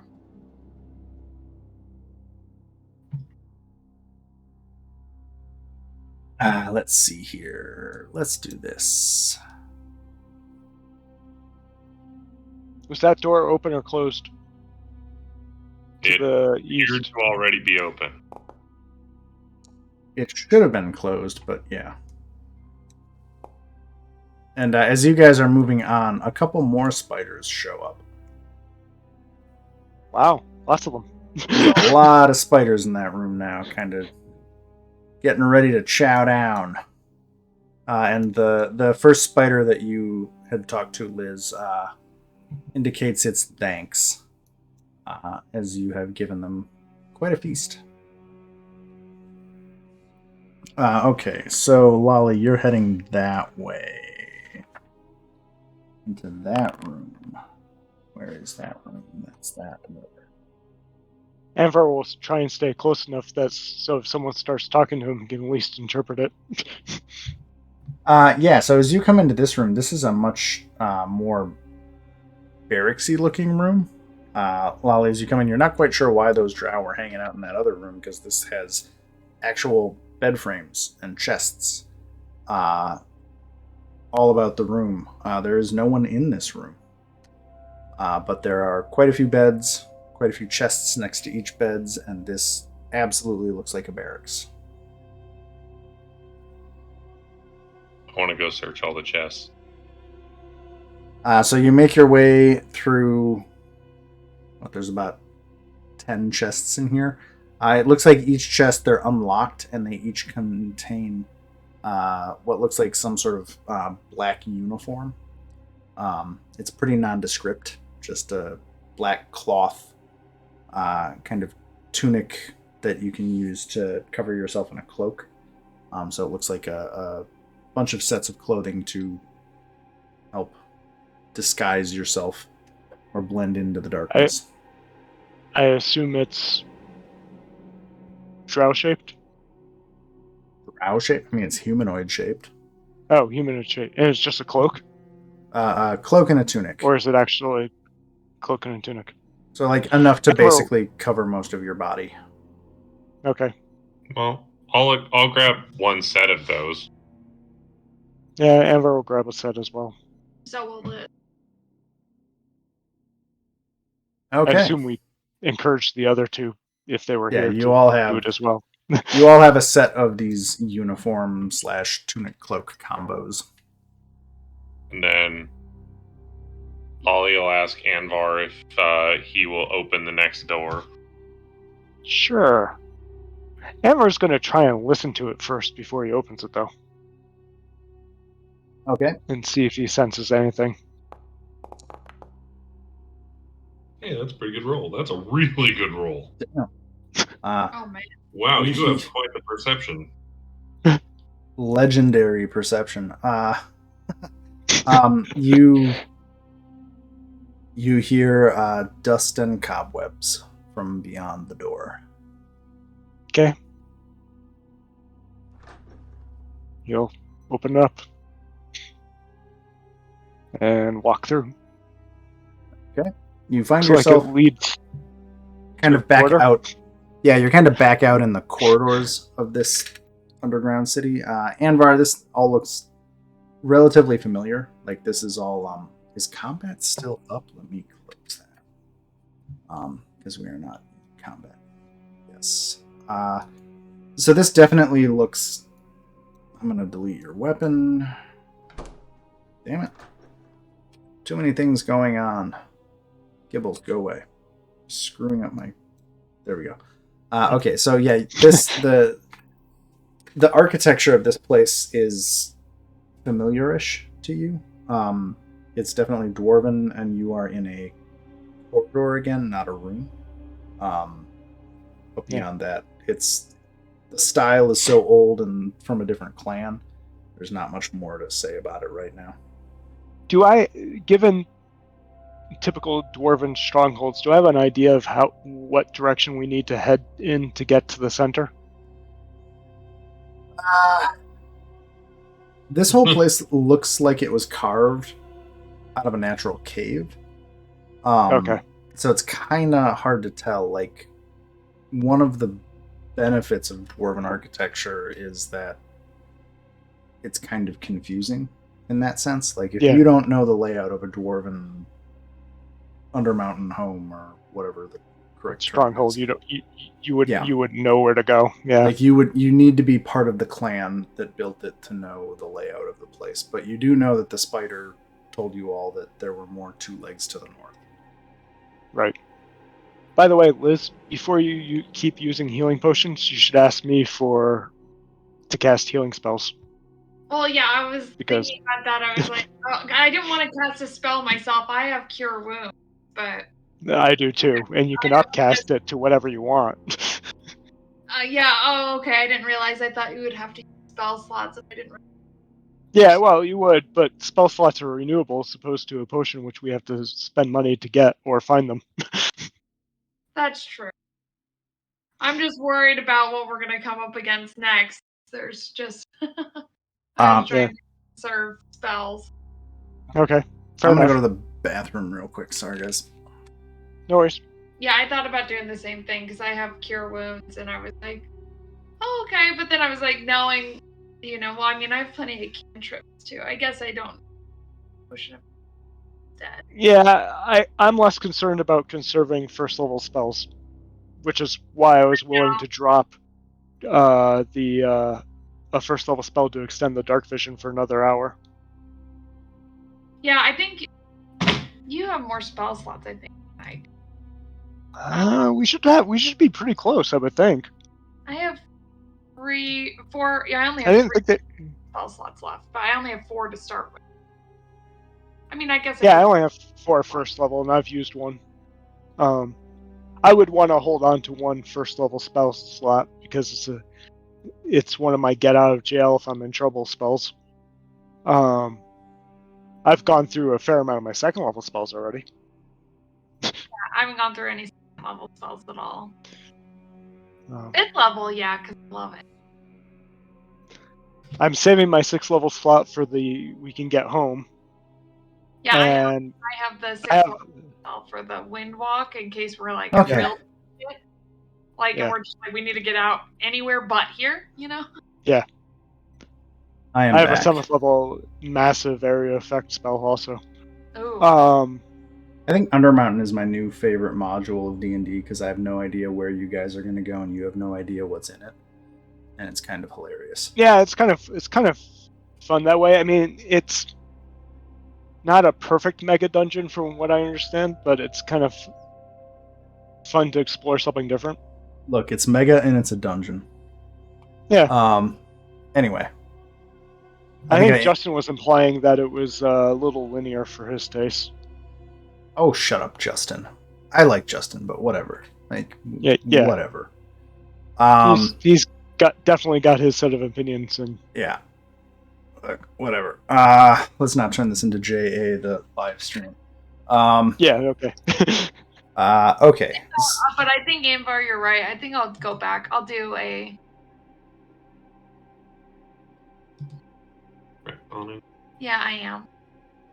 Grim wasn't here, so we're retconning. Thanks. And I'd cast God, do I have to go find another potion for you now? No, I can do it. Okay. Curing of the wounds. Can you guys see the compendium browser when you look at compendia? Yeah. I can Oh, see all cool. the packs. Awesome. I didn't know it I've been existed. adding stuff myself.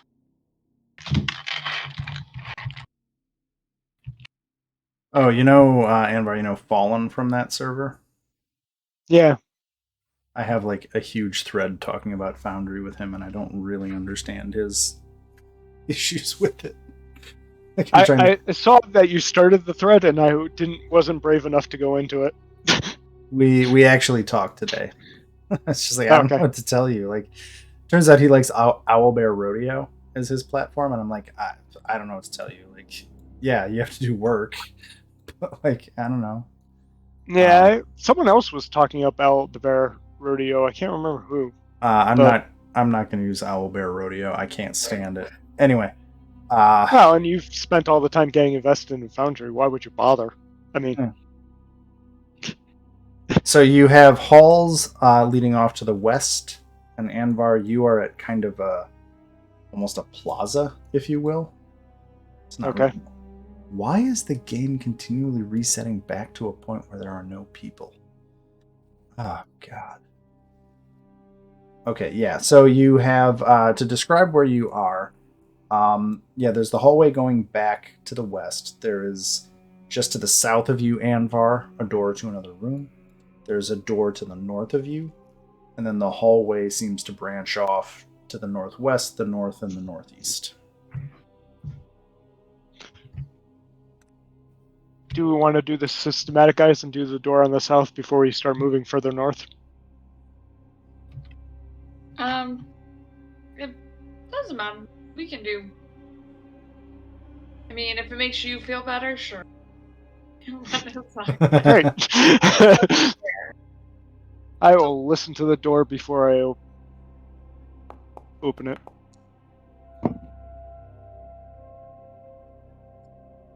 You do not hear anything outside that door. Why is this doing this? Oh, that's why. I have to delete something.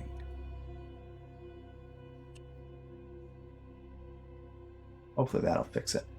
So you open the door to this chamber. And inside, there's two features of this room that really strike you. Well, three features. The first feature that strikes you is this is yet another room that looks like it has been emptied of anything of value. You're starting to get the impression that this city, being very old, has probably been looted of anything from its original occupants. But that said, in this room on the very northeast end of the room, there is a large empty stone basin. And then the entire east wall has a vein of turquoise running through the natural stone this room was carved out of. And the room is made out of granite. And so this vein of turquoise strikes across the wall diagonally, looking like a stream. And the chunks of granite in the vein have been carved to look like a school of trout swimming through the vein of turquoise. Well, I'm a sucker. I'm going to go in and at least admire the handiwork. Yeah, I'll go in. I'm eventually going to check out the stone urn, but Okay, so I'm trying to reload my second window because it keeps jumping back to where we fought. It's really annoying me.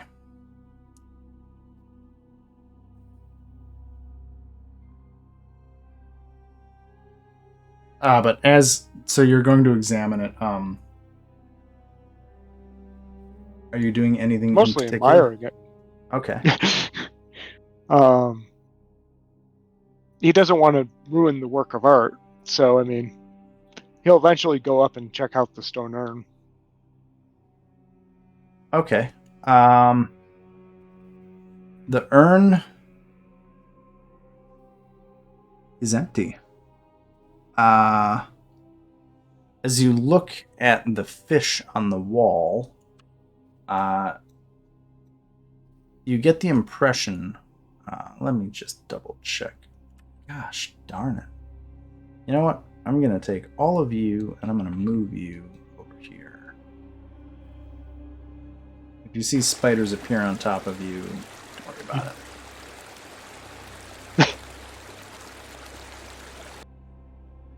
It's raining spiders. Yeah, I'm having issues. I put a mod in that is supposed to follow you guys automatically, so I can just put up like the recording window and I don't have to do a damn thing.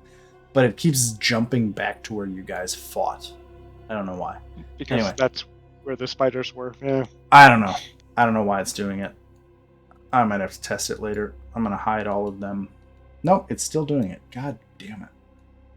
Is it because whatever. the corpses are still there? I deleted them all. It's weird. Oh. It's a bug. Okay, never mind. Go file a fucking GitHub repo issue. But it looks like all of the fish can be turned in the wall. All of the granite fish carved into the turquoise stream can be freely rotated. Oh, that's interesting. Well, now that Amber's curious, he'll turn them all the other direction. Okay, so now you have kind of going up and down the wall. You turn about a dozen or so of these fish in the opposite direction. The basin, as you finish this, fills with water, and a tiny emerald fish appears and begins swimming around in the basin. Wow.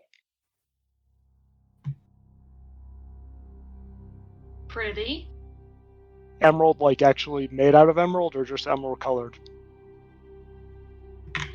Yes. Good question.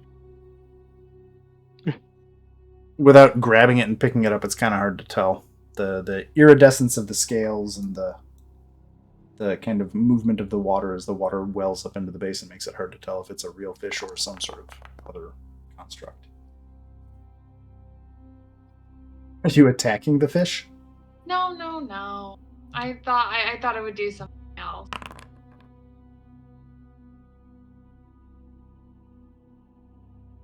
You're gonna try and speak with the fish? Yes.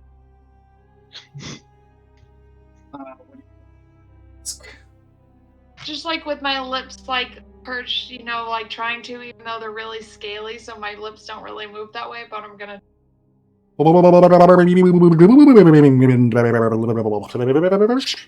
Exactly. You can tell I read too many stories to my kids at night. Oh, I'm sure they like it. You guys remember Sam I Am? Or Green Eggs and Ham? Yeah. Okay, anyway. Aww. I have voices for all the Dr. Seuss stuff. I think I've expended all of my creativity and voices on reading kids storybooks at this point. I used to think it was going to be an advantage for D&D, and then I realized no, I just kind of like burn it all out, putting the kids to bed.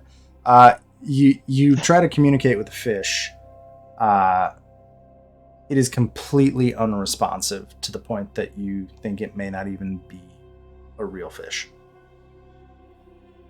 So Anvar's gonna try and, once it doesn't respond, Anvar's gonna try and catch the fish gently.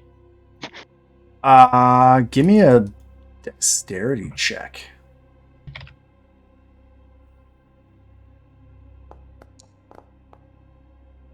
It's actually a good roll for a guy who has no modifier. It's pretty good, and well, with the plate gloves and all, you reach out and grab it. As you pull it out, the fish kind of slowly stops moving and coalesces into a gem in the shape of a fish. And this is an elemental gem. And as soon as I find one, I will give it to you. Gem of fish. This is I don't remember what an elemental gem does, but ooh. Now we need to know. This is elemental gem of water. I put one in your inventory, Anvar, I think. Yeah, it's in there. Okay. When you use an action to break the gem, a water elemental is summoned as if you had cast the Conjure Elemental spell. Wow. It's an interesting find for a dwarven stronghold. That is interesting for seriously. dwarves. Turns out one of them apparently really liked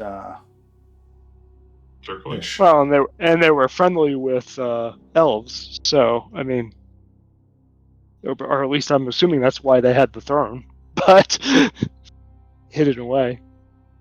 Anyway, Anvar really appreciates. Oh, the other thing he's going to do is taste the water.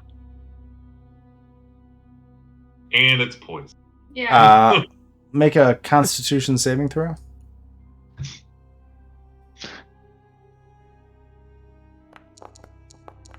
Oh, good. Oh God.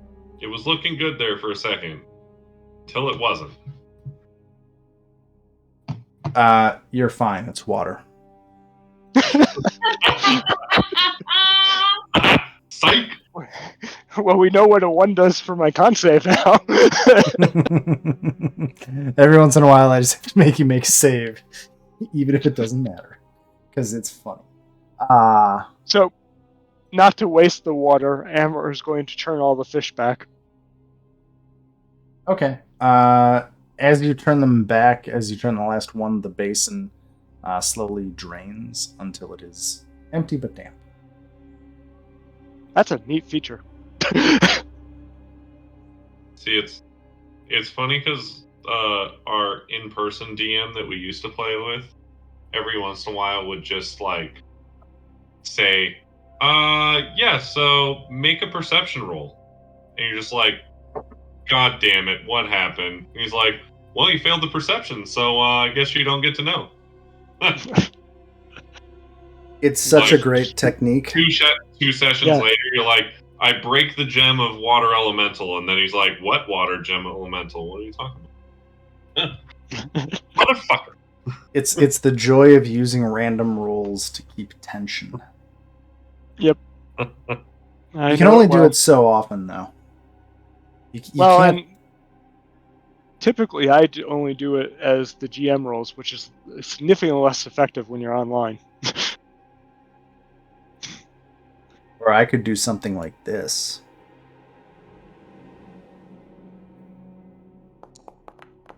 I don't know if Right. that will happen. That's always a fun one to do. The GM rolled dice. What happened? Yeah. Yeah. So, after doing that, Amber's going to head back out of the room after finishing admiring the amazing wall. Is there any other kind of plants or anything? There is a pretty stark absence of plants so far in this space.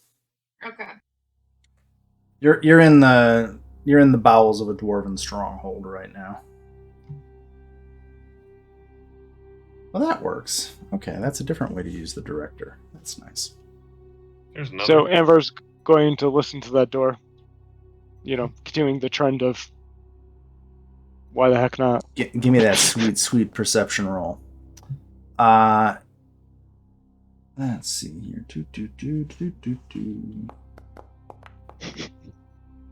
You do not hear it. And Rio rolled privately. You also hear nothing. I rolled it to you, though, so I don't know what I got either. Oh. Damn it. What the fuck is going on? Jesus Christ! Hold on. I have to do something. There's nothing there. Great. Keep. That door should actually... are you trying to open it, Anvar? I wasn't, actually. Not yet. I was going to ask the group if we were in the position we wanted to be before I opened it. Yes. Yeah. It's. Now I'll kick it Okay. open. You try to kick it open, and it is locked. Huh. Kick Well, that's not gonna her. No, I'm just. Yeah, maybe you have the expertise to do that gracefully. I don't. Does Gibbles actually have lockpicking? Pretty sure he does. Does, yeah. Let me check his character. I'm impressed. You don't have thief kit skill. Nope. But Wow. you thieves can. Well, because I was an investigator. Investigator. Yeah, that's fair. He Yeah, was like I was a law enforcement individual, not a law breaking individual. he was a good boy. I was a good rogue. He does have Gibbles does have proficiency with thieves' tools, and I think he has them even.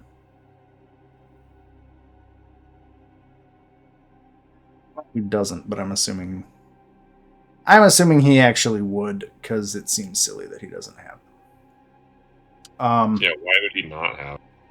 Yeah. Yeah. Does somebody want? Do you guys want Gibbles to try and pick the lock? Yes. Sure. Okay, I need somebody to make a dexterity. Give me a. What's the plus?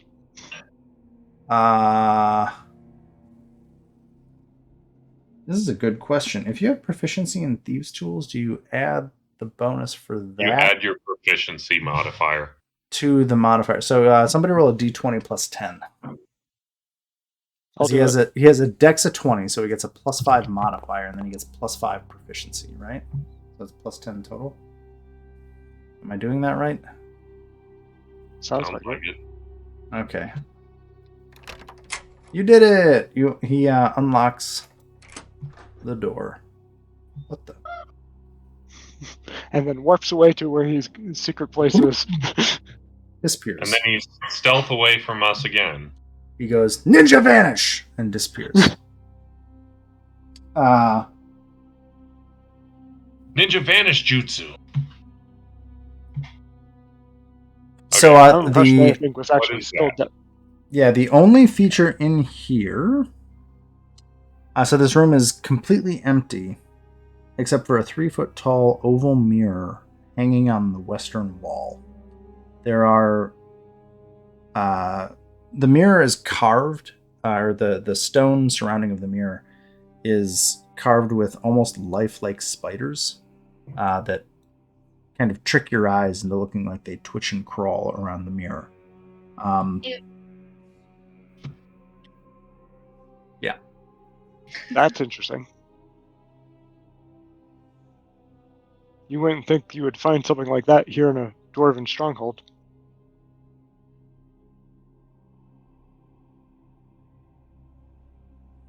What'd you say? Sorry. You wouldn't think you would find an artwork dedicated to spiders in a dwarven stronghold.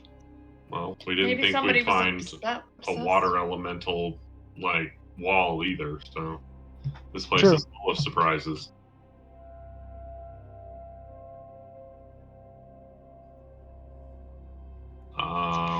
Can Anvar tell anything about the stonework? As far as how it might have been done? I mean, it's kind of the wrong skill for him, but...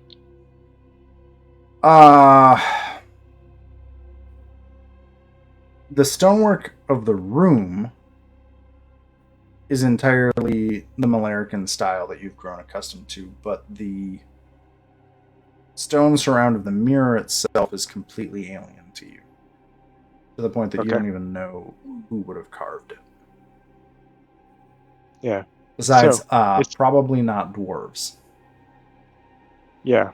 So it could be related to the drow down here, which means that could be the reason why this could be locked is they don't want other people working with their mirror of whatever it does, communicating with something or warping to somewhere, or my bet would be on communication.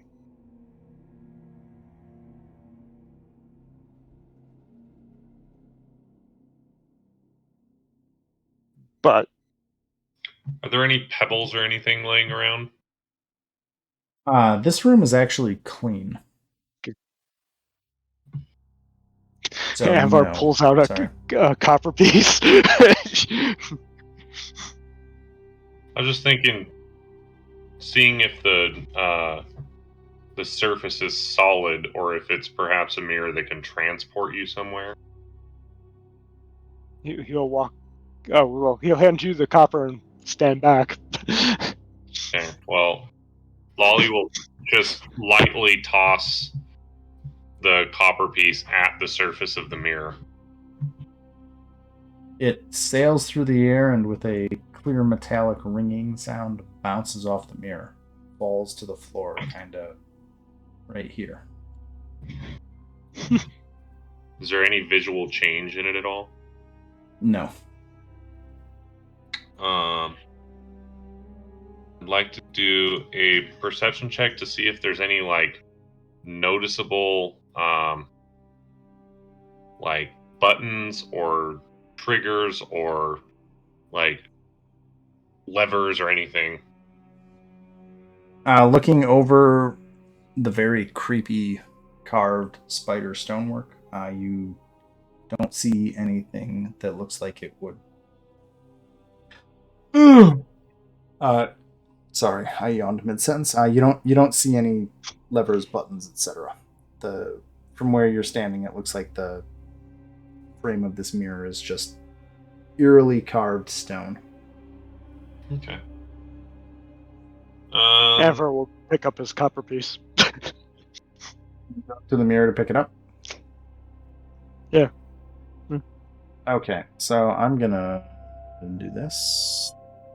I'm not picking up the mirror. I'm picking up No, the copper on the piece. floor. I learned my lesson as Helig. Don't get close to the mirror. No. You think I'm gonna use the same trick twice? So Yeah. Anvar, before you move, as you step close to that mirror, the silvery surface fades and you see a giant spider looking at you. No. And then the image of the spider dissolves into a weird, waxy-looking tree that screeches at you in a... Well, you understand the language. I don't think anybody else does. I'm fairly confident in that, but let me double check. I should make a note with a post-it somewhere that has all the languages you guys know. Okay. So Anvar, you hear the voice screech in Dwarven. I know who you are. And then the mirror, the figure disappears, and the mirror kind of rocks and falls off its frame to the floor and shatters in front of you. There is no damage or saving throw you need. It just shatters. And you are able to pick up your copper piece. Good thing you got the copper. Yeah, and it knows who I am. You can tell I'm quaking my boots here, right? Yeah. See. Well done. That's the one weird thing I can do with my voice. Naturally. I don't even need voice mod for that bullshit. Although it did sound suspiciously like what's his face from the dungeon. Yeah. I actually did that into the microphone while modulating my voice at one point for that. Nice. The only downside is I have to get the mic real close to my face so I can talk like this. I can't do it for a long time. Creepy. Yeah. I should learn Mongolian throat singing because I'm pretty sure I could do it if I figured out how. Yeah, it sounds like you have a good head start to it. Anyway. Okay, well, Lolly's going to say something about mirrors and breaking and bad luck, and then he's going to wander off. Yep. Do you want to go that way, or do you want to go up this way? I don't care. keep over in this section since we're already here. The always to the right approach. Yeah. See, this is why I never fully explore all the dungeons in like Skyrim, because I get like total fucking ADD and never figure out if I went everywhere. I'm gonna go this way. So there's nothing down this hallway, I assume? It's a dead end. Yeah. Okay. Whee. Ooh, I should look at that room. Doorway over here.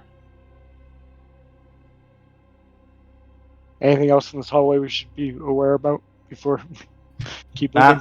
Not beyond what you can see. Okay. Well, Anvar will step over and listen to this door. And check it out and stuff.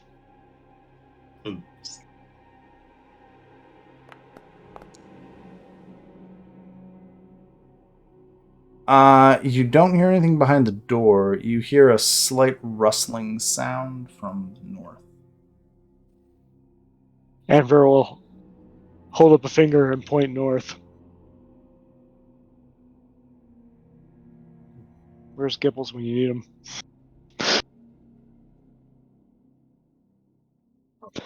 Amusingly trying to learn be about later, unfortunately. amusingly trying to be quiet. Anvar will attempt to. Oh yeah. Oh my yeah. God. You know what you should do for stealth rolls? You should Super. You should roll. Can you roll blind rolls to me? Because that would be wild. Yes, you can. Oh, That's why I can. Because then you wouldn't know your result. I don't know. Can you roll to me and hide your Yes. result from yourself? So Yeah. next to the little die it says blind GM roll. Yeah. And you can roll there. If you want to, that might be fun in the future for like stealth rolls. Can you see that, Liz? What's the code for doing it at disadvantage though? Roll I it can- twice and Grim Yeah, can just figure roll it it out. twice. Yeah, I can figure it out. Oh, wait. Did you get to see that, Liz? Well, I was gonna say if we want to be stealthy, I mean, I can use pass without a trait. I was thinking more for like suspension of disbelief, not so much Yeah. like what the actual. I roll think is. that Anyway. roll actually did do it at disadvantage. Wait, so then. Yeah, it did. Stealth. So anyway, Well, that's cool. I love the idea if you try to be stealthy that you don't actually know how well you are at doing it until I you think find out that's what fun. happens. That is. It's a thing from Pathfinder that I was like, oh, that's a brilliant idea. Because every time a player has to roll a stealth roll, I roll it for them.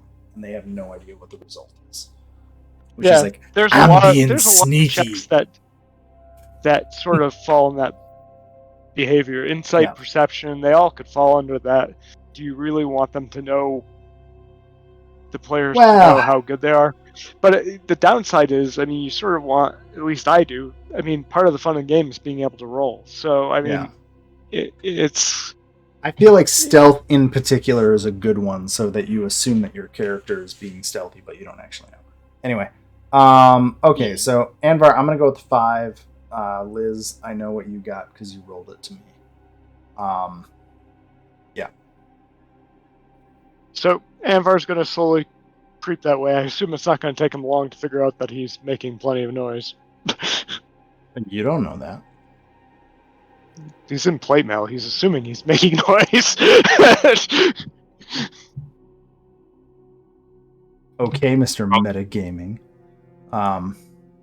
Anvar thinks he's being sneaky as shit. No, you get to decide what your character thinks.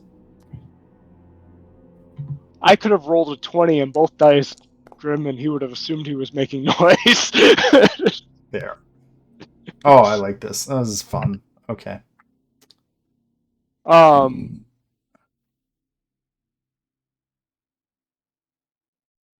Carry on. Sorry. Does the noise change at all as he's getting closer? You heard a noise. There is not continuous noise.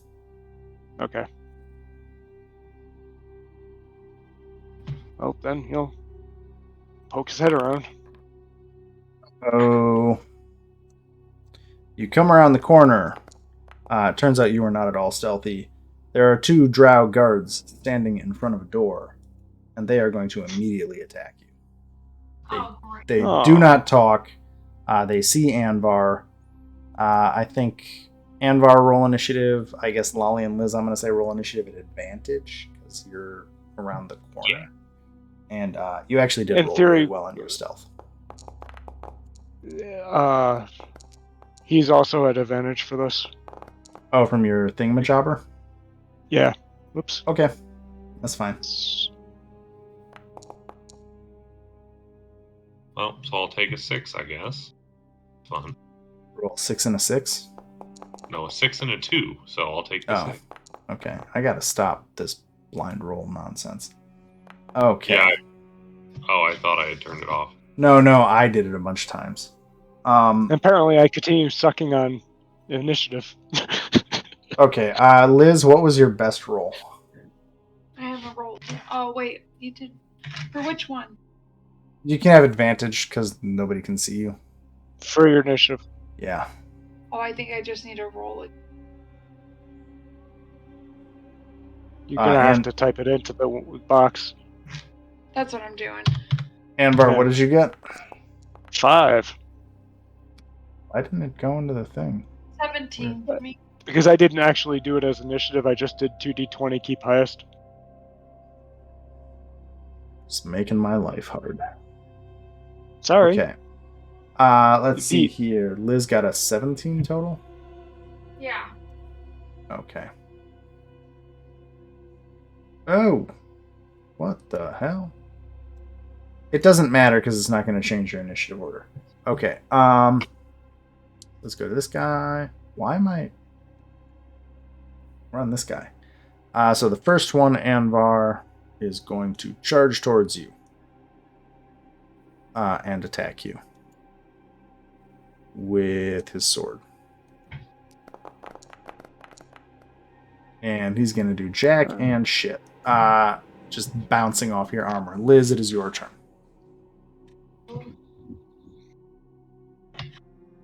Cast insect. That seems like overkill. Just slightly. I'll get over next to. I don't think there's a wall there, right?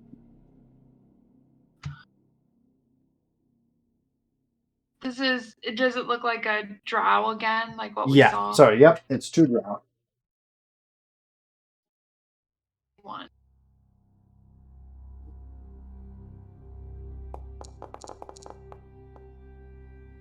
And that's Plus 2 on damage. yeah, and plus 2. So you whack that guy upside the head, and oh god, too many different mice. Okay, so you smack him with the shillelagh, and it looks like it kind of staggers him a little bit. Good. Anything else? Nope, that's what I could do. That's Cool. So the next one is going to charge in. How much movement do they have? He can get here. Yoink. And he will attack you, Anvar, because he can't move any further. I don't think a 16 hits you. Nope, not at all. Nope. Lolly, it is your turn.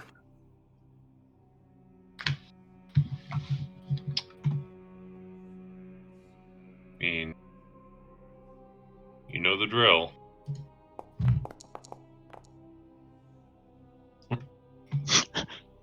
This guy. Which skill check is it? Deception? Insight. I roll insight. Okay.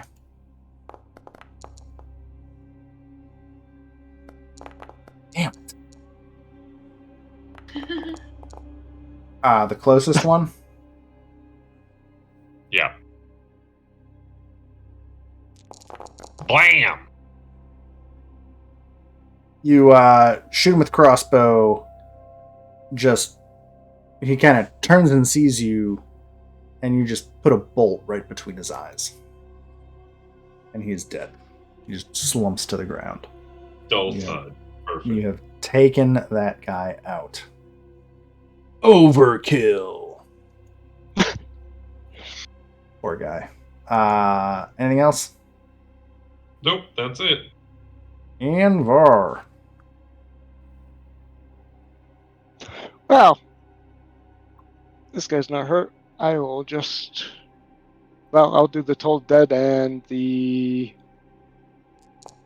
Blessed Strike. Okay, so I've got to do a wisdom save.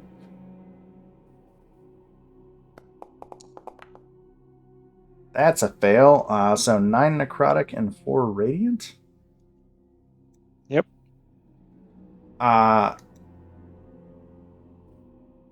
The sound of the bell fills the air, and the drow kind of looks confused for a moment, and then crumples to the floor dead. Just like dong. And that combat's over. Because you just killed both of those drow. So they're lying dead on the ground. You are leaving just a wake of drow in here. Yeah, I was gonna say drow don't mean nothing to us. Well, I suppose out of perfunctory, checked to see if there's anything interesting in the bodies. These 2 guards were dressed in the black cloak and tunics that you have in your inventory. Other than that, they have the scimitar, hand crossbow, a bunch of bolts, and some rations and their armor. You know, this is going to make it kind of pointless to actually offer to ally with the hobgoblins taking out the drow. I was going to say, if you kill them all first, Jesus Christ.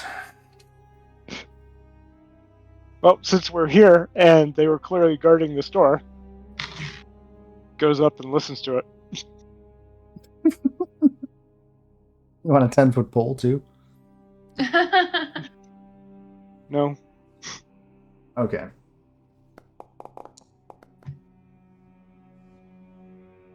Let's see here.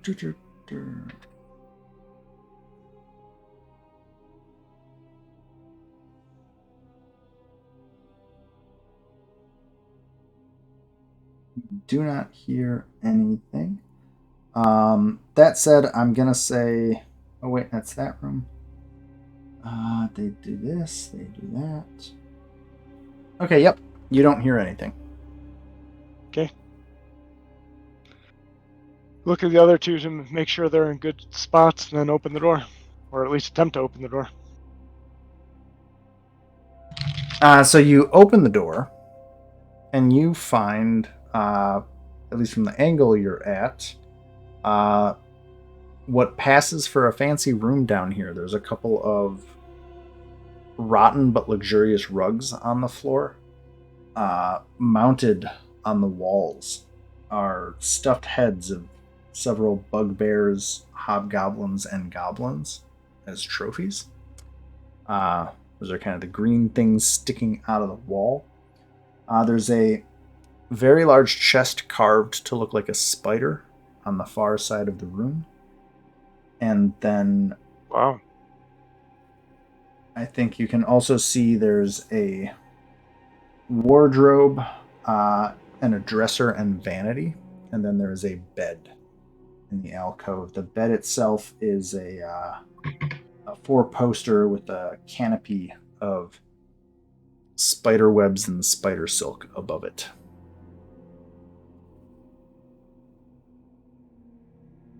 Well, clearly, since this is a drow-themed room, I think I'm going to let Wally check out stuff. Sorry, what? I This wasn't is paying the attention. drow. There's a chest that's carved and looking like a spider. There's a wardrobe and a vanity. I think I got that right. And a bed that had But there's a bunch of spider stuff. yeah. It's decorated heads in on the spider wall. silk. Yeah. Yeah, But, lots of cut off actual heads mounted on the wall. It looks like trophies. Yeah. But What kind of heads? Bugbears, hobgoblins, and goblins. Interesting. Okay. I'm gonna look at the chest first and see if it looks like a trap. So the chest itself, it's carved like a spider. It has 8 red crystal eyes mounted into it.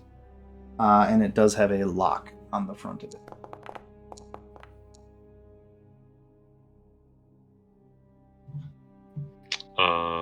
We don't have it. Yeah, is there any? Can we look? Sorry, you guys, Wow. you're cutting in and out. Where's our handy dandy rogue that poofs in and like ninja jutsus in and out? So I think his lock picking check is plus 10 if somebody wants to roll it. I'll roll it.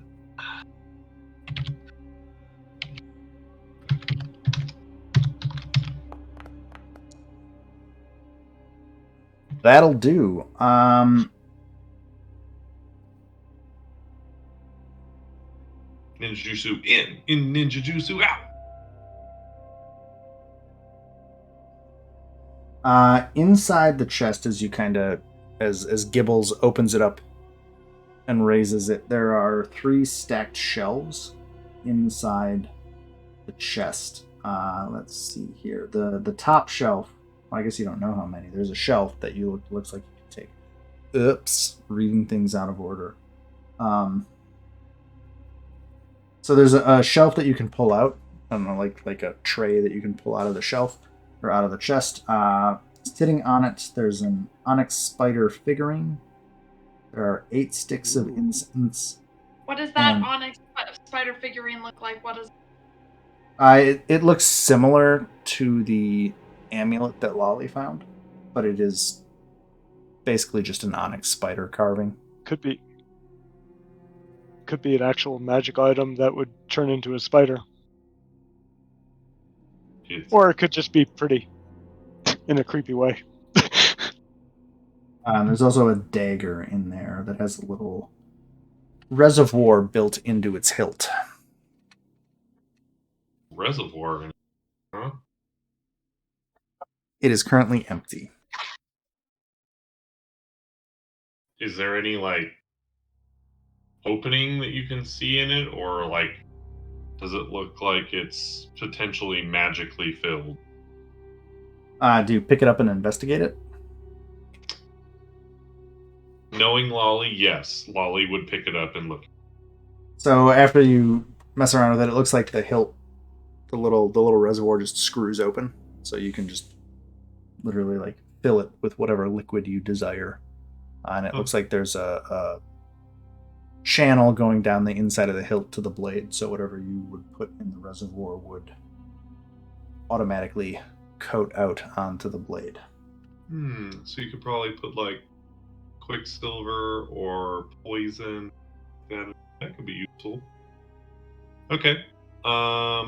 So little spider figurine, little dagger with a reservoir. Anything else?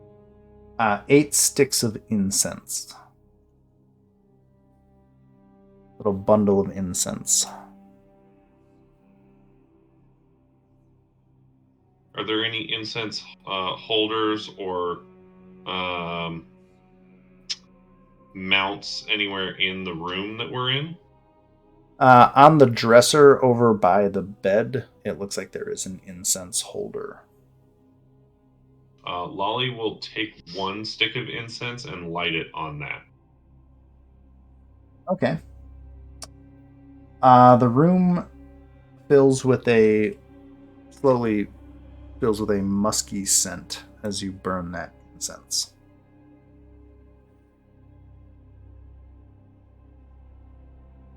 Get some crystals and sit down on the rug, and you can have yourself a nice little meditation ceremony. Well, we could do a short rest here. Righteous. I don't think this is the room we want to hang out in. I don't know. Lolly, do you feel like your chakras are properly aligned right now? Yeah, totally, man. Let's just like all relax for a minute and just like, get in contact with our inner selves, Your inner drow. Hey, sometimes you just gotta know why you're gonna myrtleize somebody, alright? You have a sudden urge to either torture or be tortured, and you don't really care which. Mm.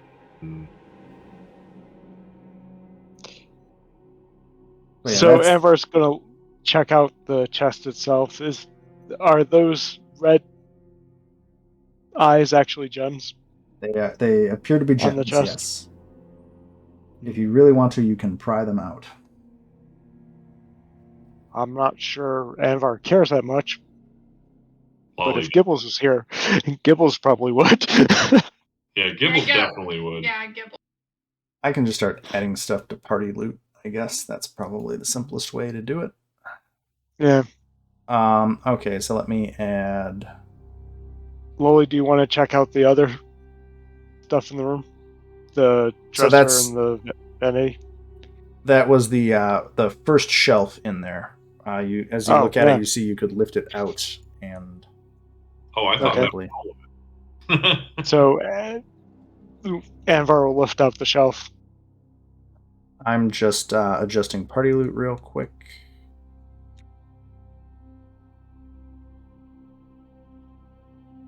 Where's the? I'm just gonna put prices in for some of this stuff so that it's there because I don't want to flip back to this page in the future. Trying to figure out how much these are worth.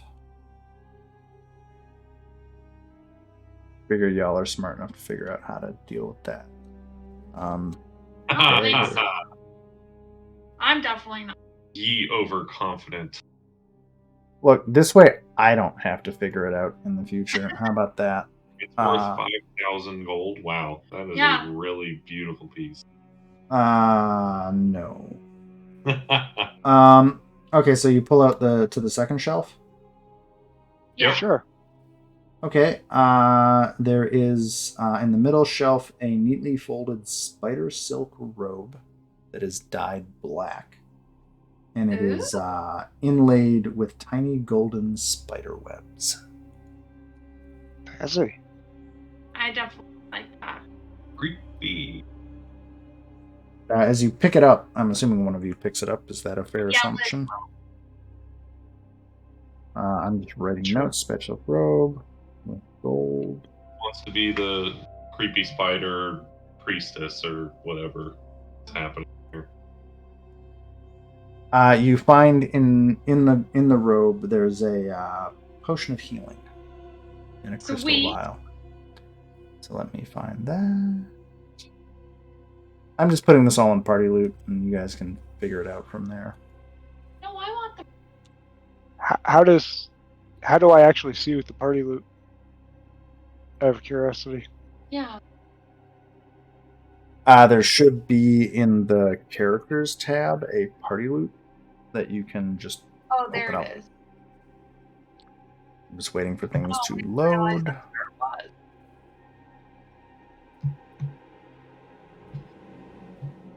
I see a party sheet.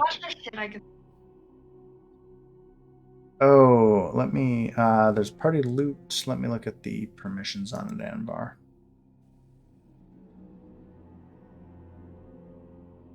Yeah. Okay. Here we go. There you go, Anvar. You should be able to see it now. Okay. Yeah. Now I can. I added you to the game later. So yeah, that the black robe is the only thing on the second shelf.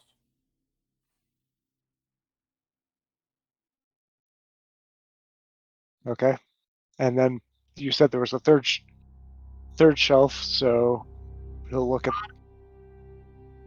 that one as well.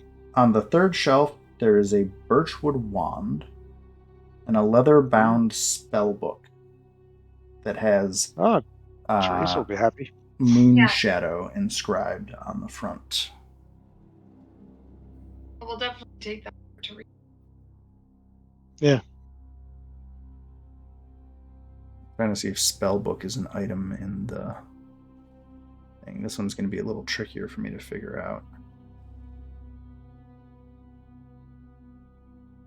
Let's add a spell book. You could always just put a page reference so you could get back to the page.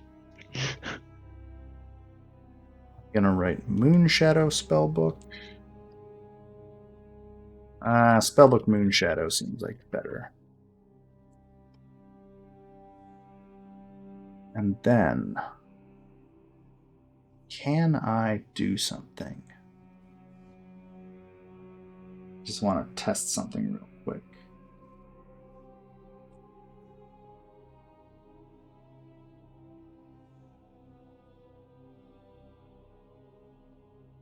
That's slow.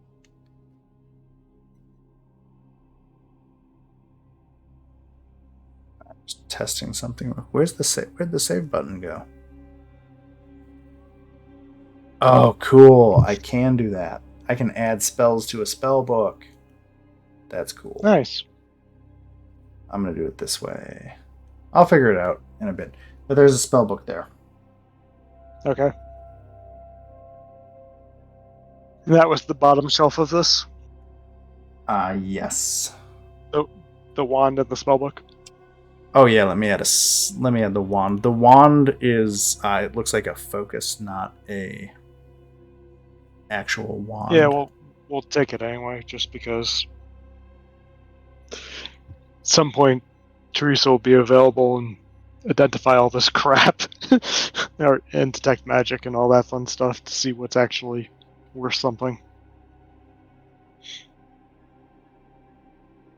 Yeah. I mean, I get magic. I just know. yeah. I'm assuming Gibbles will do the honors about taking the gems. Anvar wouldn't bother, but it seems in Gibbles. line with what he's expressed before. Okay, I'm just copying spells right now because I like how I can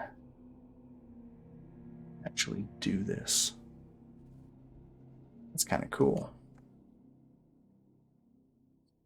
How do features work?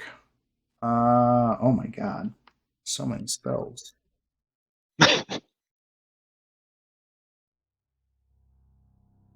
Do this much work.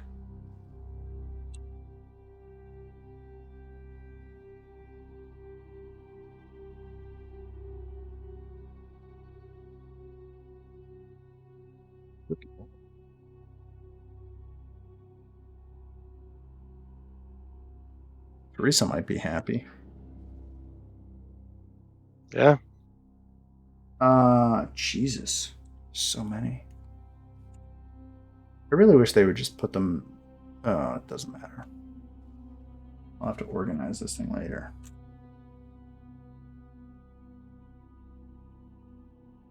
All the way down. That...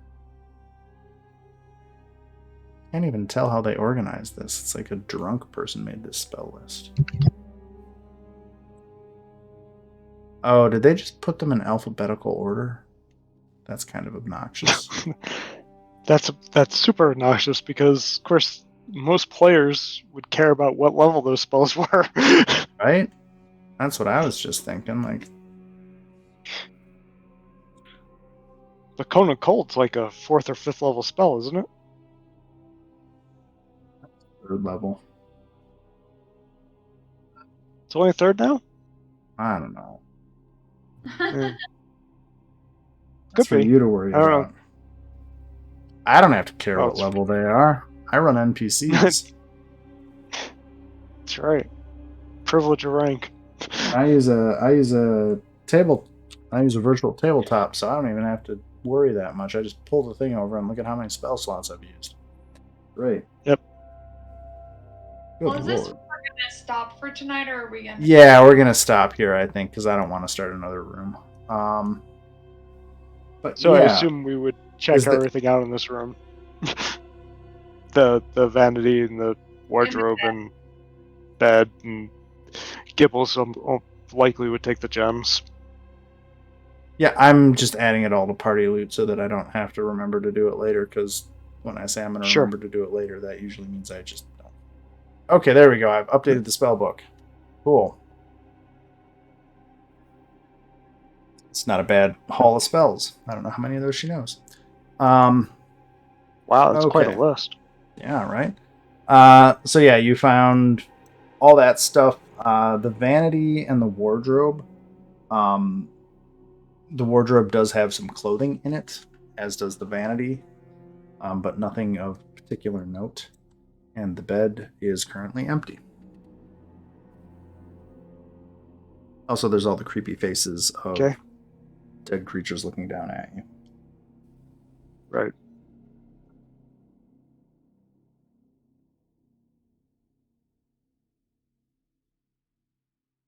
Okay. And Well, I mean, that's, yeah, I think it's a place to stop. stop here. Cool. Well, thanks, everyone. Yeah, thanks, Thanks. for running. Thanks for running. Question for y'all. I know the combatants here are a little low level. Like I said, my initial plan was not to level adjust the dungeon because I think right now you're kind of going backwards through it. And I'm okay with that. Are you guys okay with that? Yeah. Yeah, that was nice. I got to one shot. I'm okay with it, but I wonder if you'd be better served of just hand waving the combats and saying we're going to handle it. If you don't think they're going to be challenges. I might do that. In some cases, I might not in others for reasons. Yeah, Okay, that that's fine. probably depends on what we get into, right? Like, or what's after that, or what there might. Yeah, it's just like the two guards. Didn't Yeah. seem like it was worth unless they were going to do something special. It No, didn't seem yeah. like it was worth the time. Is my only comment. I mean, I don't have a problem with you saying we wipe the floor with them and move on, but Well, you guys got your high-powered fantasy out of the way, right? And you just killed like 10 drow with barely breaking a sweat. So yeah, I think I'll reserve the right to either hand wave combat or, like, if anything, I'll ask you guys to narratively describe it. That said, there may be cases where I don't for reasons. sure. I think it made sense when there was like, the 6 drow and then the one, kept whatever. Yeah. I mean, Curse your sudden but inevitable attack. yeah. I mean, to be fair with the spider, I hand waved the combat away because I thought talk with animals was way more interesting. I was like, could fight a whole bunch of giant spiders, which you'll kill immediately, or I like this idea that you had more. Make friends. Turn the drow's spiders against them. Dun dun dun. Exactly. I like that. Yeah. Okay. Cool. Well, I'm gonna stop it there then. So next week is trying to run a game tenable next week?